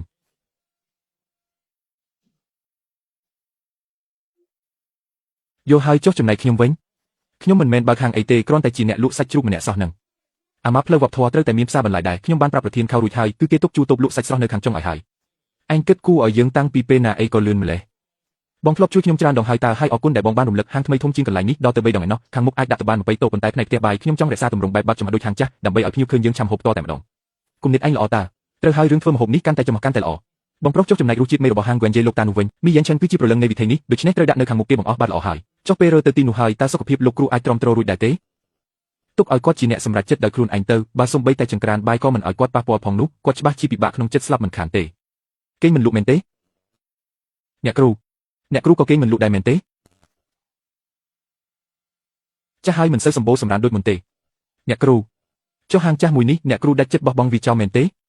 េទីធ្លីនេះខ្ញុំដាំតាំងពីបើកហាងកាលពី50ឆ្នាំមុនម្លេះកាលនោះកូនឈើទើបតែខ្ពស់ត្រឹមជង្គង់ខ្ញុំទេតែឥឡូវវាខ្ពស់ជាងផ្ទះទៅទៀតបើបដូរទៅផ្លូវថ្មីយើងនឹងលែងមានដើមឈើនេះទៀតហើយដើមឈើវាបដូរទៅតាមមិនបានមែនតែចំណេះជំនាញគឺយើងអាចយកតាមខ្លួនបានជានិច្ចពូចង់ចាំទុកណាហាងនេះមិនមែនស្ថិតនៅលើផ្ទះនោះទេគឺស្ថិតនៅលើស្នាដៃរបស់មនុស្សយើងនឹងឯងការតុបតែងហាងថ្មីថាវិការដំបូងគឺ120,000ខាងស្រុកជួយឧបត្ថម្ភ30%ដូច្នេះយើងត្រូវចេញខ្លួនឯង84,000អ្នកគ្រូគិតថាគ្រប់គ្រាន់ទេវាហាក់ដូចជាបិទទ្វារបន្តិចហើយអីចឹងអ្វីដែលគួរតែសន្សំបានក៏សន្សំទៅគ្រឿងបរិក្ខារណាដែលដកចេញពីហាងចាស់បានក៏យកទៅប្រើទៅចំណែកឯចង្ក្រានបាយឲ្យជាងនៅក្នុងស្រុកយើងជួយសាងសង់ឲ្យទៅមិនបាច់រកក្រុមហ៊ុនតុបតែងពីខាងក្រៅមកធ្វើអីចំណែកខាងខ្ញុំវិញសន្សំពីការលក់គុយទាវត្រីបាច់មិនបាច់ទេអ្នកគ្រូលោកពូបងប្រុសពូយើងជាគ្រួសារតែមួយទេកុំបែងចែកឲ្យដាច់ស្រឡះពេកអីអ្នកគ្រូនេះជាលុយដែលខ្ញុំសន្សំបានគឺ3700យួនវាមិនច្រើនទេតែវាជាទឹកចិត្តរបស់ខ្ញុំប្អូនស្រីយកលុយឯងត្រឡប់ទៅវិញទៅលោកគ្រូការលោកគ្រូទួយកខ្ញុំដំបងសំបីតែ1000ក៏ខ្ញុំគ្មានជាប់ខ្លួនផងឥឡូវលុយនេះគឺជាលុយដែលខ្ញុំរកបានដោយកម្លាំងបាយខ្លួនឯងសុទ្ធតែជាលុយស្អាតស្អំបើលោកគ្រូមិនព្រមទទួលទេមានន័យថាមើលងាយខ្ញុំហើយយកលុយទៅវិញចុះប៉ុន្តែចាប់ពីថ្ងៃនេះទៅឯងជាអ្នកកាន់បញ្ជីលុយកាក់សៀវភៅនេះត្រូវកត់រាល់ការចំណាយលើការតុបតែងទាំងអស់បងសំឡាញ់ខ្ញុំជាអ្នកលក់សាច់ជ្រូកម្នាក់ដែរតែថ្ងៃនេះបែរជាធ្លាក់ខ្លួនមកលីដុំអត់ទៅវិញចុះកាលពីឆ្នាំមុនពេលឯងជួយខ្ចីលុយឲ្យខ្ញុំមិនឃើញឯងខ្លាចខ្មាស់គេផងវាមិនដូចគ្នាទេរឿងនោះគឺដូចតែគ្នានឹងថៅកែចង្ក្រានត្រូវមានកម្ពស់ប៉ុន្មានគឺ85សង់ទីម៉ែត្រកម្ពស់ប៉ុណ្ណេះពេលយើងប្រលាក់ផ្ទះគឺវាមិនសូវហត់ក៏ដៃទេឯងពិតជាហ្មត់ចត់មែនចង្ក្រានខ្ពស់ជាងឬទាបជាងតែ1សង់ទីម៉ែត្របើឆាមុខម្ហូបដល់ទៅ1000មុខដែលច្បាស់ជាខូចមិនខាននេះគេមិនមែនហៅថាហ្មត់ចត់ទេគេហៅថាជាមូលដ្ឋានគ្រឹះលោកគ្រូថ្ងៃនេះចេញបាន42ឈុតហើយមានភ្ញៀវម្នាក់កំងត្រីកេះបំពង់ជូរអែមគឺខ្ញុំជាអ្នកធ្វើផ្ទាល់ដៃតែម្ដងចុះគាត់ថាម៉េចដែរគាត់ថាឆ្ងាញ់តើប៉ុន្តែវាមិនដូចរសជាតិលើកមុនដែលបងធ្វើនោះទេខុសគ្នានៅត្រង់ណាទៅខ្ញុំថាប្រហែលមកពីខ្ញុំស្រោចទឹកជ្រលក់ជូរអែមបង្ខំពេកហើយពេលអូនធ្វើអូនស្រោចវាថ្នមមួយឲ្យចូលជាតិដល់សាច់ត្រីតែដល់ពេលខ្ញុំវិញចាក់តែមួយវែកគ្រប់គឺចប់តែម្ដងដឹងថាខុសត្រង់ណាគឺល្អហើយចាំស្អែកសាកធ្វើម្ដងទៀតទៅអ្នកគ្រូរត់ចុះរត់ឡើងទាំងពីរខាងបែបនេះថ្ងៃមើលការដ្ឋានយប់ឡើងមកធ្វើម្ហូបទៀតតើសុខភាពទ្រាំរួចដែរទេទ្រាំបានតើឆ្អឹងកញ្ចាស់របស់ខ្ញុំនេះមិនទាន់ដល់ពេលត្រូវសម្រាប់ឯណាពូចុះហាងរបស់ខ្ញុំនេះគួរដាក់ឈ្មោះអីទៅដាក់ថាគ្រឿងខ្វាយបងស្រីវាងទៅអ្នកលក់នៅផ្សារយកតាំងពី15ឆ្នាំមុនមកម្លេះវាមិនមើលទៅសាមញ្ញពេកទេអីពូឃើញហាងគេបើថ្មីសុទ្ធតែដាក់ឈ្មោះលយដូចជាពិភពគ្រឿងសាមញ្ញនឹងហើយដែលល្អអ្នកដែលមកដើរលេងនៅផ្លូវវប្បធម៌នេះគឺគេចង់រកអភិបសាមញ្ញនឹងឯងបើអូនទៅដាក់ឈ្មោះលោកបងប្រុសបំពង់បិទផ្សែងរបស់ខ្ញុំដើរស្រួលហើយមកជួយមើលបន្តិចមើលអូខេកម្លាំងខ្យល់ខ្លាំងគ្រាន់បើទៅផ្សែងពេលអាំងសាច់នឹងមិនទៅជ្រក់ដល់អ្នកចិត្តខាងទៀតទេអញ្ចឹងទៅខ្ញុំអាចអាំងសាច់បានដោយចំហើយមិនបាច់ចាំតែខ្លាចទៀតដឹងដល់ទៀតទេយើងរកស៊ីត្រឹមត្រូវមានច្បាប់មានទម្លាប់ច្បាស់លាស់តើអ្នកណាជំងឺ Parkinson របស់លោកតាឡៅយេរីកដើរលឿនជាងការស្មានទៅទៀតឯថ្នាំសង្កូវវិញវាមិនអាចត្រឡប់ក្រោយវិញបានទេខ្ញុំណែនាំឲ្យកាត់បន្ថយការងារធ្ងន់ហើយសម្រាប់ឲ្យបានគ្រប់គ្រាន់ណាលោកគ្រូពេទ្យតើគាត់នៅអាចធ្វើមិនបានទៀតអត់បើធ្វើម្ដងការគឺមិនអីទេតែបើឲ្យឈោយូញីមសៅឬកាន់វេកយូអីនឹងខ្ញុំមិនណែនាំឡើយគុំលាក់ខ្ញុំអីប្រាប់មកមើលលោកគ្រូពេទ្យមានប្រសាសន៍ថាអីខ្លះគ្មានអីទេគាត់ថាបងសះស្បើយបានល្អតើពូចង់បោកអ្នកណាដៃរបស់ខ្ញុំដឹងច្បាស់ណាស់វាកាន់តែមិនស្ដាប់បង្គាប់ទៅហើយលោកគ្រូចាំពេលហាងថ្មីបើកហើយរឿងនៅខាងមុខហាងទុកឲ្យសៀវពៃជាអ្នកចាត់ចែងទៅអ្នកគ្រាន់តែអង្គុយមើលការខុសត្រូវទៅបានហើយមើលការខុសត្រូវឲ្យខ្ញុំទៅអង្គុយធ្វើជាព្រះអង្គនៅទីនឹងមែនទេមិនមែនឲ្យធ្វើព្រះអង្គទេគឺឲ្យធ្វើជាគ្រូពេលសៀវពៃញីមសៅអ្នកគ្រាន់តែនៅក្បែរចាំមើលទៅបើមានកន្លែងណាខុសចាំជួយប្រាប់ភ្លាមអ្នកគ្រាន់តែប្រមាត់ចំណែកគេជាអ្នកបញ្ចេញកម្លាំងបាយបងធំដីកាក៏ហៅពីតុលាការមកដល់ហើយមេការជើបដឹងខ្ញុំពីបទរំលោភកិច្ចសន្យាមិនប្រកួតប្រជែងថ្ងៃពុធសប្តាហ៍ក្រោយគេនឹងបើកសំណេរការហើយបងខ្លាចអត់ពីមុនខ្លាចតែឥឡូវលេងខ្លាចទៀតហើយស្នាដៃរបស់ម៉ាក់ខ្ញុំមិនមែនជាកម្មសិទ្ធិបញ្ញារបស់ក្រុមហ៊ុនគេនោះទេខ្ញុំមានសៀវភៅកំណត់ត្រារបស់ម៉ាក់មានឯកសារចុះបញ្ជីម៉ាកយីហោហើយក៏មានអាជ្ញាប័ណ្ណអាជីវកម្មដែរត្រូវការឲ្យបងទៅកំដរអត់មិនបាច់ទេលើកនេះខ្ញុំសុំតាំងដោយខ្លួនឯងបងគ្រាន់តែជួយមើលចង្ក្រានឲ្យបានល្អទៅគឺគ្រប់គ្រាន់ហើយចុងចោតនឹងសៀវម៉ាងក្នុងអំឡុងពេលបម្រើការងារនៅក្រុមហ៊ុនដាំចោតបានទទួលអ្នកស្រីយ៉ាន់បេងបានក្តោបក្តាប់រូបមន្តផលិតផលស្នូលនិងគំរូអាជីវកម្មរបស់ក្រុមហ៊ុនក្រោយឈប់ពីការងារគាត់បានបើកហាងអាហារប្រភេទដូចគ្នានៅក្នុងតំបន់តែមួយដែលនេះជាការរំលោភលើកិច្ចព្រមព្រៀងមិនប្រកួតប្រជែងលោកចៅក្រមតើខ្ញុំអាចសុំនិយាយពី3ម៉ាត់បានទេសូមអញ្ជើញនិយាយទី1រូបមន្តមេត្រីហេយេដែលខ្ញុំកំពុងលក់នេះគឺបានមកពីសៀវភៅកត់ត្រាដោយដៃរបស់ម្ដាយខ្ញុំនិងអ្នកស្រី Chilen ដែលមានតាំងពីមុនពេលខ្ញុំចូលធ្វើការនៅក្រុមហ៊ុនដាំបណ្ដឹងនិងមុនឯកសារបញ្ជាក់នានាទៅទៀតទី2នៅក្រុមហ៊ុនដាំបណ្ដឹងខ្ញុំទទួលបន្ទុកផ្នែកប្រតិបត្តិការម៉ាកយីហោមិនមែនផ្នែកស្រាវជ្រាវនិងអភិវឌ្ឍផលិតផលនោះទេខ្ញុំមិនដែលបានប៉ះពាល់ឬដឹងពីរូបមន្តស្នូលរបស់ក្រុមហ៊ុនដាំបណ្ដឹងនោះឡើយព្រោះក្រុមហ៊ុនដាំបណ្ដឹងប្រើប្រាស់កញ្ចប់គ្រឿងផ្សំដែលផ្គត់ផ្គង់ដោយរោងចក្រតែមួយដូច្នេះវាមិនមានអ្វីដែលហៅថារូបមន្តស្នូលនោះទេទី3ក្នុងប្រការ4នៃកិច្ចព្រមព្រៀងមិនប្រកួតប្រជែងបានចែងយ៉ាងច្បាស់ថាប្រាក់សំណងត្រូវទូទាត់ជារៀងរាល់ខែប៉ុន្តែក្រោយពេលខ្ញុំឈប់ក្រុមហ៊ុនដាំបណ្ដឹងមិនដែលបានបង់ប្រាក់សំណងមិនប្រកួតប្រជែងណាមួយដល់ខ្ញុំឡើយយោងតាមច្បាប់ស្តីពីកិច្ចសន្យាការងារបើមិនបានបង់ប្រាក់សំណងលើសពី3ខែអ្នកធ្វើការមានសិទ្ធិរំលាយកាត់កិច្ចមិនប្រកួតប្រជែងនេះបានយ៉ាងម៉េចដែរនឹងឈ្នះហើយ តុលាការបានសម្រេចភ្លាមដោយច្រានចោលរាល់ការទាមទារទាំងអស់ល្ងាចនេះមកវិញខ្ញុំនឹងធ្វើម្ហូបត្រីស្ងោរជ្រូកឲ្យញ៉ាំដោយប្រើជក់របស់ប្អូននិងស្នាដៃរបស់បងចាស់សល្អណាស់បងស្រីថេងអបអសាទរផងណាបងស្រីហ៊ីបងពិតជាពូកែខ្លាំងណាស់អរគុណអ្នកទាំងអស់គ្នាណាស់មែនហើយសម្រាប់អាហារពេលនេះគឺដើម្បីអបអរសាទរជោគជ័យ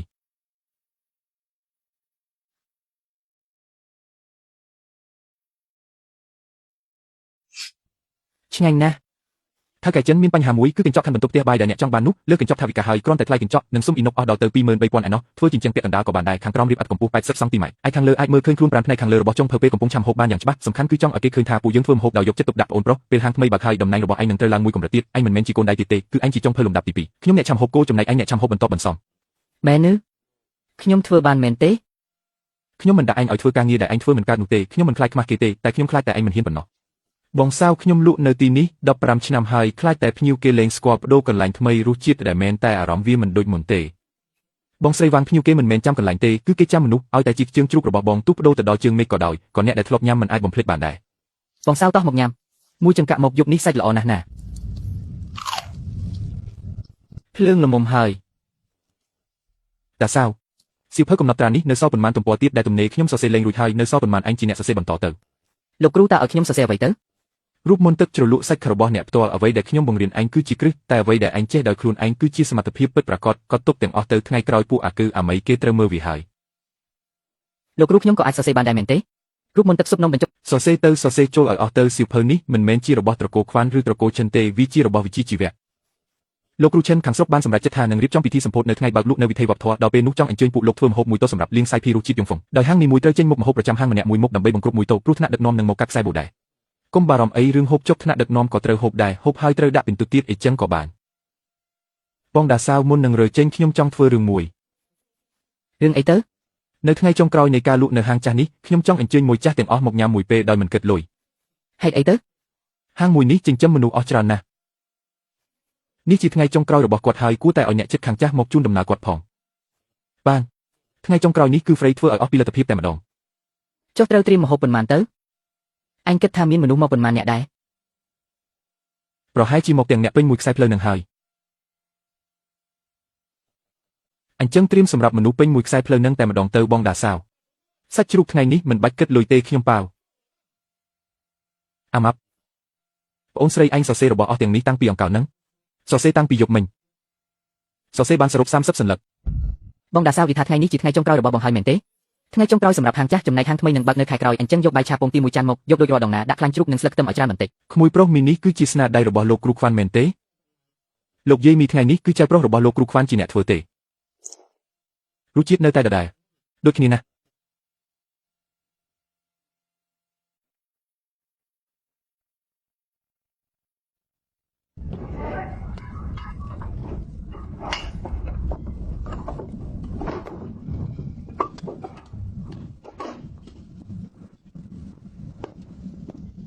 របស់របរលើកចេញអស់ហើយ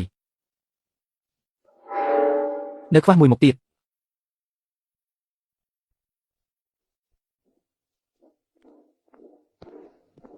បងធំឆ្នាំងនេះប្រើបានប៉ុន្មានឆ្នាំហើយនឹងលោកតារបស់ឯងថាវាជារបស់ដែលពុកឯងទុកឲ្យគិតទៅយ៉ាងហោចណាស់ក៏30ឆ្នាំដែរចុះស្នាមឆ្នេះនេះវិញលោកតារបស់ឯងថាឆ្នាំងដែលមានស្នាមឆ្នេះទើបជាឆ្នាំងដែលគេប្រើប្រាស់ពិតប្រាកដល្អហើយចង្ក្រាននេះសមមុំហើយបានសាក់ក្បាលចង្ក្រានមើលនៅមិនទាន់បានសាក់ទេអញ្ចឹងសាក់ទៅ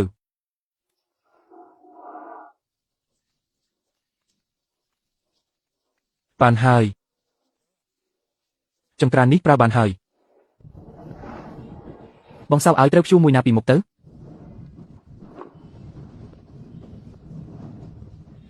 ហាងមីមន់កនជីស្អាតណាស់បងសៅនៅខ្វះរឿងមួយទៀតបងរឿងអីទៅគឺត្រូវដុតផាវមួយខ្សែសិនណាចាំដល់ថ្ងៃបើកហាងចាំដុតថ្ងៃនេះយើងរៀបចំចង្ក្រានឲ្យស្រួលបួសិនភ្លើងចង្ក្រានថ្មីនេះខ្លាំងជាងនៅហាងចាស់ទៀតពេលពួកឯងឆាំហូបប្រយ័ត្នរឿងសារ៉េភ្លើងផងអូនឯងមកសាក់មុនគេមកភ្លើងនេះពិតជាខ្លាំងមែនតើបន្ថយមួយលេខទៅលេខ1របស់ចង្ក្រានថ្មីស្មើនឹងលេខ2របស់ចង្ក្រានចាស់ចាំតែសាមទៅគឺដឹងហើយមីអូនឆៃថាវសរសៃរបស់ឯងជាប់ហើយណាមែនហ៎បង មែនហើយចាប់ពីថ្ងៃនេះទៅកន្លែងធ្វើម្ហូបត្រជាក់គឺឲ្យអញអ្នកមើលការខុសត្រូវ បងសាវតើបញ្ជីមុខម្ហូបសម្រាប់ពិធីបើកសម្ពោធផ្លូវរៀបចំរួចហើយឬនៅ រៀបចំរួចហើយមានទាំងអស់12មុខមានដូចជាមីស៊ុបយ៉ាងជុំកញ្ជីសាច់គោរបស់បងសាវគុយទាវត្រីហ៊ឺជីជើងជូរខ្វៃវ៉ាន់ជាហើយនិងលោកចាង ឆ្អឹងជំនីជៀមអាំងជាមុខម្ហូបប្រចាំគ្រួសារនីមួយហើយចុះថ្នាក់ដឹកនាំមកពីទីរួមខេត្តគាត់អាចហូបទម្លាប់អត់នឹង មិនទម្លាប់ក៏ត្រូវតែហូបដែរនេះជាហ្វឺណុយរបស់ស្រុកយើងហ្វឹងយើងពូយើងមិនកែប្រែទេ ពូទឹកខាប់របស់ខ្ញុំនោះត្រូវរងាស់ទុកពីថ្ងៃមុនណាស្អែកត្រូវបង្កាត់ភ្លើងហើយ បានតោះឯងចាប់ផ្ដើមមុនទៅ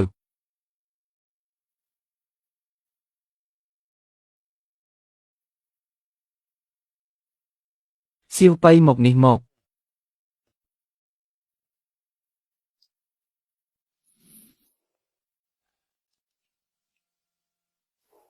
មីនេះមិនអន់ទេស្វិតល្អជាងខែមុនទៀត ចុះទឹកស៊ុបវិញ ទឹកស៊ុបនៅខ្វះបន្តិចអញប្រើឆ្អឹងជ្រូកខ្ចីពេកហើយត្រូវរើសឆ្អឹងចាស់ទើបរងាស់ទៅចេញជាផ្អែមដិតដល់ក្នុងហើយមួយទៀតអញដាក់ស្លឹកខ្ទឹមលឿនពេកស្លឹកខ្ទឹមត្រូវដាក់ក្រោយគេបង្អស់ដើម្បីឲ្យឈ្ងុយបើដាក់លឿនពេកវានឹងរងាស់ទៅជាល្វីងបាត់ហើយ លោកតាចាំចៅធ្វើមួយចានទៀត មិនបាច់ប្រញាប់ទេស្អែកចាំធ្វើទៀតថ្ងៃនេះអញធ្វើបានល្អជាងម្សិលមិញហើយ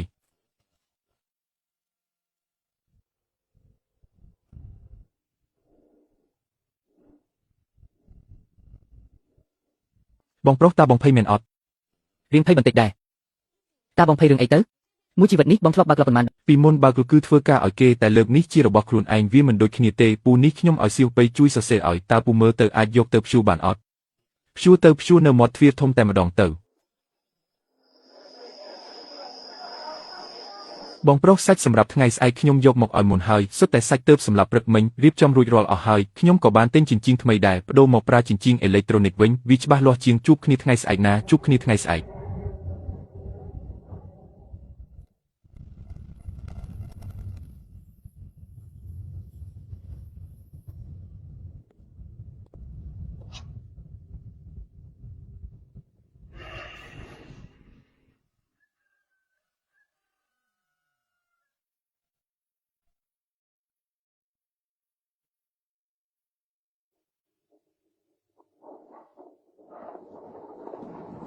លោកតាសាក់ភ្លុកមើលទៅបាទ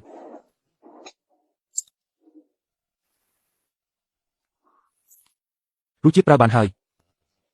លោកតាហាងមីគួនជីខ្ញុំប្រគល់ឲ្យឯងមើលខុសត្រូវហើយក្រោកឡើងថ្ងៃនេះជាថ្ងៃបើកហាងកុំឲ្យភ្ញៀវឃើញឯងយំអី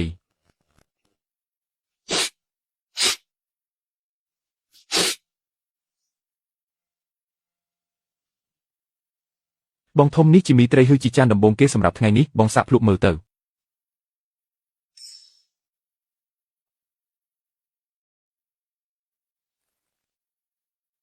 ល្អណាស់នេះហើយជារសជាតិស្នាដៃម៉ាក់របស់ឯង ពិតមែនអេ ពិតមែនហើយបើធៀបនឹងឯងលើកដំបូងហើយដែលធ្វើវាខ្លាំងជាងមុនដល់ទៅ10ដងឯណោះបងដែលចូលខ្ញុំចង់សូមក្រាបសំពះធ្វើជាកូនសិស្សបងជាផ្លូវការមិនមែនដើម្បីរៀនឆាំហូបទេតែគឺរៀនធ្វើជាអ្នករកស៊ីក្នុងវិស័យម្ហូបអាហារម្នាក់ដែលចេះគិតគូរដល់ភ្ញៀវដោយស្មោះត្រង់មិនបាច់សូមធ្វើកូនសិស្សអីទេព្រោះឯងជាអ្នកបែបនឹងស្រាប់ទៅហើយតែទោះយ៉ាងណាក៏ត្រូវតែមានពិធីខ្លះដែរណា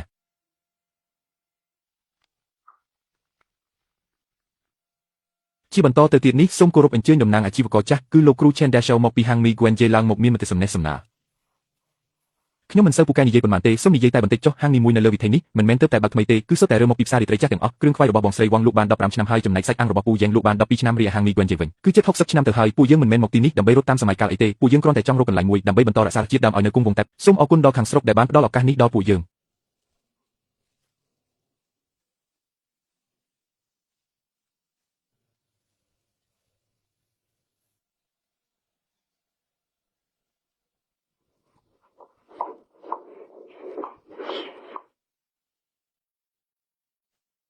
ល្អហើយបែបនឹងល្អហើយ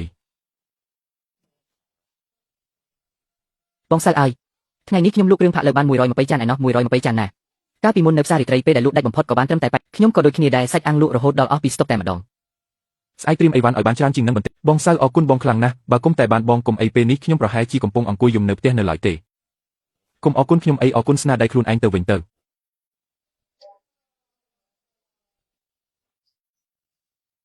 ហឹមទឹកស៊ុបនេះហាក់ដូចជាមានជាតិជាងខែមុនបន្តិចទៀតហើយបដូរឆ្អឹងជ្រូកថ្មីមែនទេចាស់សបដូរហើយបងលីវធាត់គាត់ជួយរើសឆ្អឹងចាស់ឲ្យខ្ញុំនឹងណាល្អហើយចាំទុកណាទឹកស៊ុបត្រូវរងាស់វាថ្នមដូចជាការចិញ្ចឹមបីបាច់មនុស្សអញ្ចឹងដែរលោកគ្រូថ្ងៃត្រង់នេះខ្ញុំមិនសូវច្រើនទេលោកគ្រូសម្រាប់ឲ្យបានច្រើនបន្តិចទៅ តិចក៏តិចទៅរឿងធ្វើម្ហូបនេះមិនមែនមើលលើមនុស្សច្រើនឬតិចនោះទេទោះមកតែម្នាក់ក៏ត្រូវតែធ្វើដោយយកចិត្តទុកដាក់ដែរយោទេ បងសៅប្រាក់ចំណេញខែនេះកើនឡើង 20% បើធៀបនឹងខែមុនហើយភ្ញៀវប្រចាំនៅផ្សារព្រឹកក៏មកញ៉ាំគុយទាវត្រីយើងទៀងទាត់ណាស់ចំណូលមធ្យមប្រចាំថ្ងៃឡើងដល់ 80,000 កុំមើលតែតួលេខពេកទៅសួរនាំភ្ញៀវឲ្យច្រើនទៅថាម្ហូបមួយណាឆ្ងាញ់មួយណាមិនឆ្ងាញ់តួលេខវាមិនចេះនិយាយទេតែមាត់ភ្ញៀវទៅជាការពិត តាំងពីអង្កលមកដែលលោកចេះនិយាយចេះស្ដីដល់ថ្នាក់ហ្នឹងក៏រៀនតាមអ្នកនឹងឯង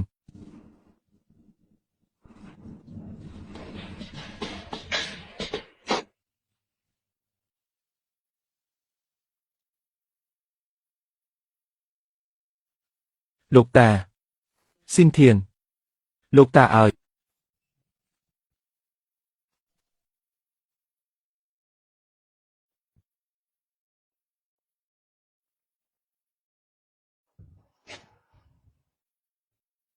លោកគ្រូសូមលោកគ្រូទៅឲ្យបានសុខចុះណា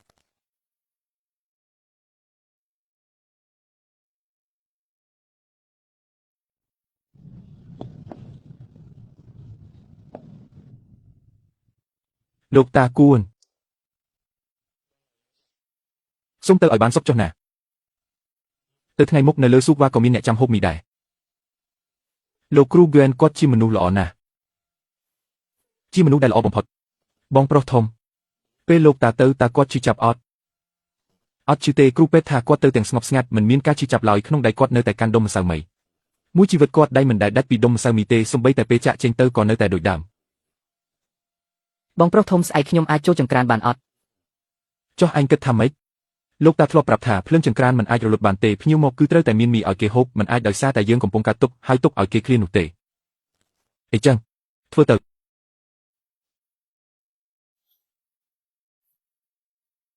លោកតាថ្ងៃនេះចៅជាអ្នកកាន់វេនលោកតាសម្រាប់ឲ្យស្រួលចុះបងប្រុសធំបងធ្លាប់គិតពីថ្ងៃអនាគតខ្លះអត់ អនាគតស្អីទៅ ហាងមួយនេះ5ឆ្នាំក្រោយ10ឆ្នាំក្រោយតើវានឹងទៅជាយ៉ាងណាមិនដឹងដែរតែឲ្យតែភ្លើងចង្កាននៅតែឆេះពួកយើងនឹងបន្តបើកវាទៅមុខទៀត កាលពីមុនខ្ញុំធ្លាប់តែគិតថាបើនៅកន្លែងណាមួយយូរពេកច្បាស់ជាធុញមិនខានប៉ុន្តែមកនៅទីនេះយូរបែបនេះបែបជាមិនធុញសោះ ក៏ព្រោះតែនៅទីនេះមានអ្វីដែលនាងចង់ធ្វើនឹងណាហើយក៏ព្រោះតែមានលោកនៅទីនេះដែរសៀវថាង ចាស អរគុណណាស់ដែលនាងព្រមនៅបន្តអ្នកណាត្រូវការឲ្យលោកមកអរគុណនោះ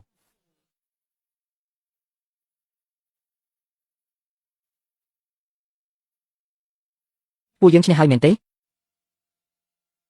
ពួកយើងមិនបានឈ្នះទេពួកយើងគ្រាន់តែអាចនៅបន្តបានតែប៉ុណ្ណោះ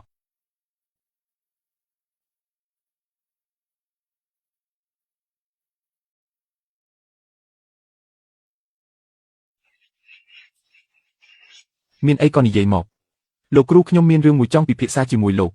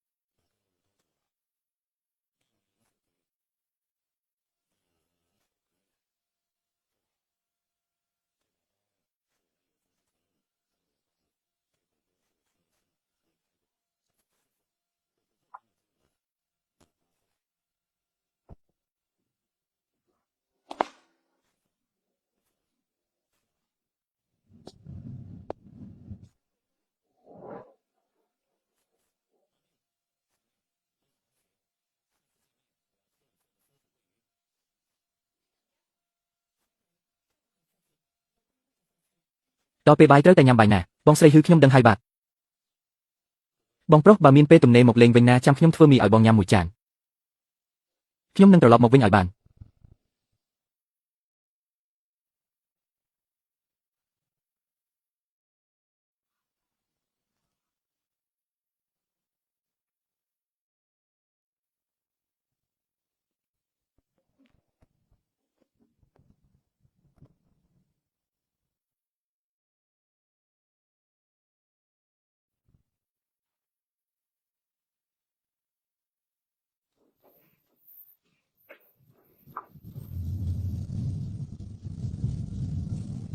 លោកប្រធានឈិនអញ្ជើញចូលមកអង្គុយលេងសិនមកញ៉ាំមីមួយចានទៅ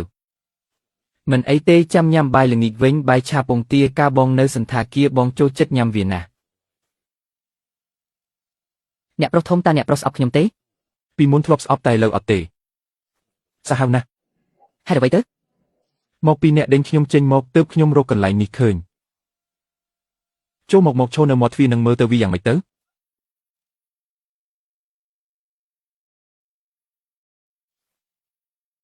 នៅដូចដើមអញ្ចឹងឆ្នាំងថ្មីចង្ក្រានក៏ថ្មីប៉ុន្តែស្នាដៃគឺមិនបដូរទេលោកពូរឿងខ្លះរបាយការណ៍មិនអាចកិននីចេញមកបានទេតតែដល់ថ្ងៃនេះទើបខ្ញុំយល់ទៅវាល្អហើយញ៉ាំឲ្យឆ្អែតសិនចាំទៅប្អូនស្រីថ្ងៃនេះវូស៊ីប្រគល់ឲ្យអញហើយខ្ញុំចាំមើលនៅក្បែរនេះចាសអ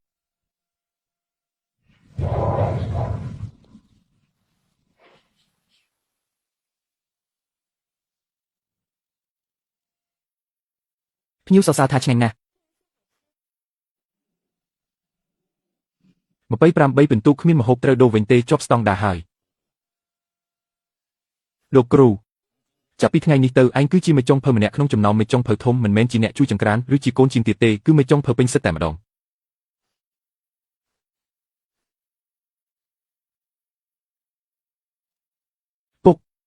ពុកឃើញទេ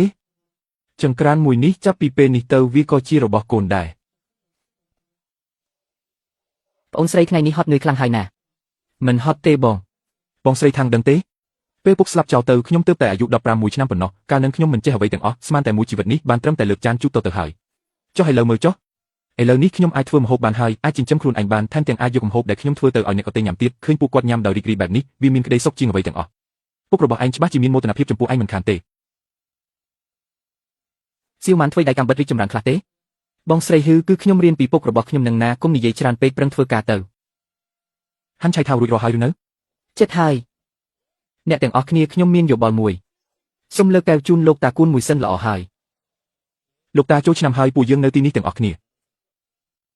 បានហើយកុំធ្វើឲ្យរំភើបស្រក់ទឹកភ្នែកអីលោកពូនិយាយអ្វីបន្តិចទៅមើលខ្ញុំមិនសូវចេះនិយាយទេមានតែមួយម៉ាត់គត់មួយឆ្នាំនេះអ្នកទាំងអស់គ្នាពិតជាហត់នឿយខ្លាំងណាស់ថ្ងៃស្អែកពួកយើងនឹងនៅតែបន្តឈរឆាំហូបទៀតលើកដាច់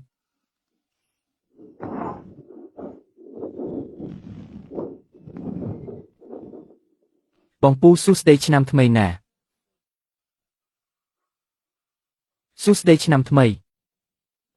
ឆ្នាំក្រោយមានគម្រោងអ្វីដែរធ្វើម្ហូបមានតែប៉ុណ្ណឹងបាទមានតែប៉ុណ្្នឹងឯង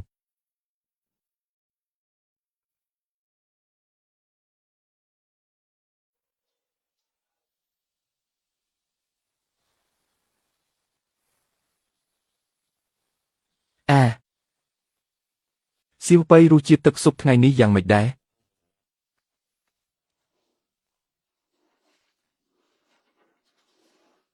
ល្មមល្អហើយ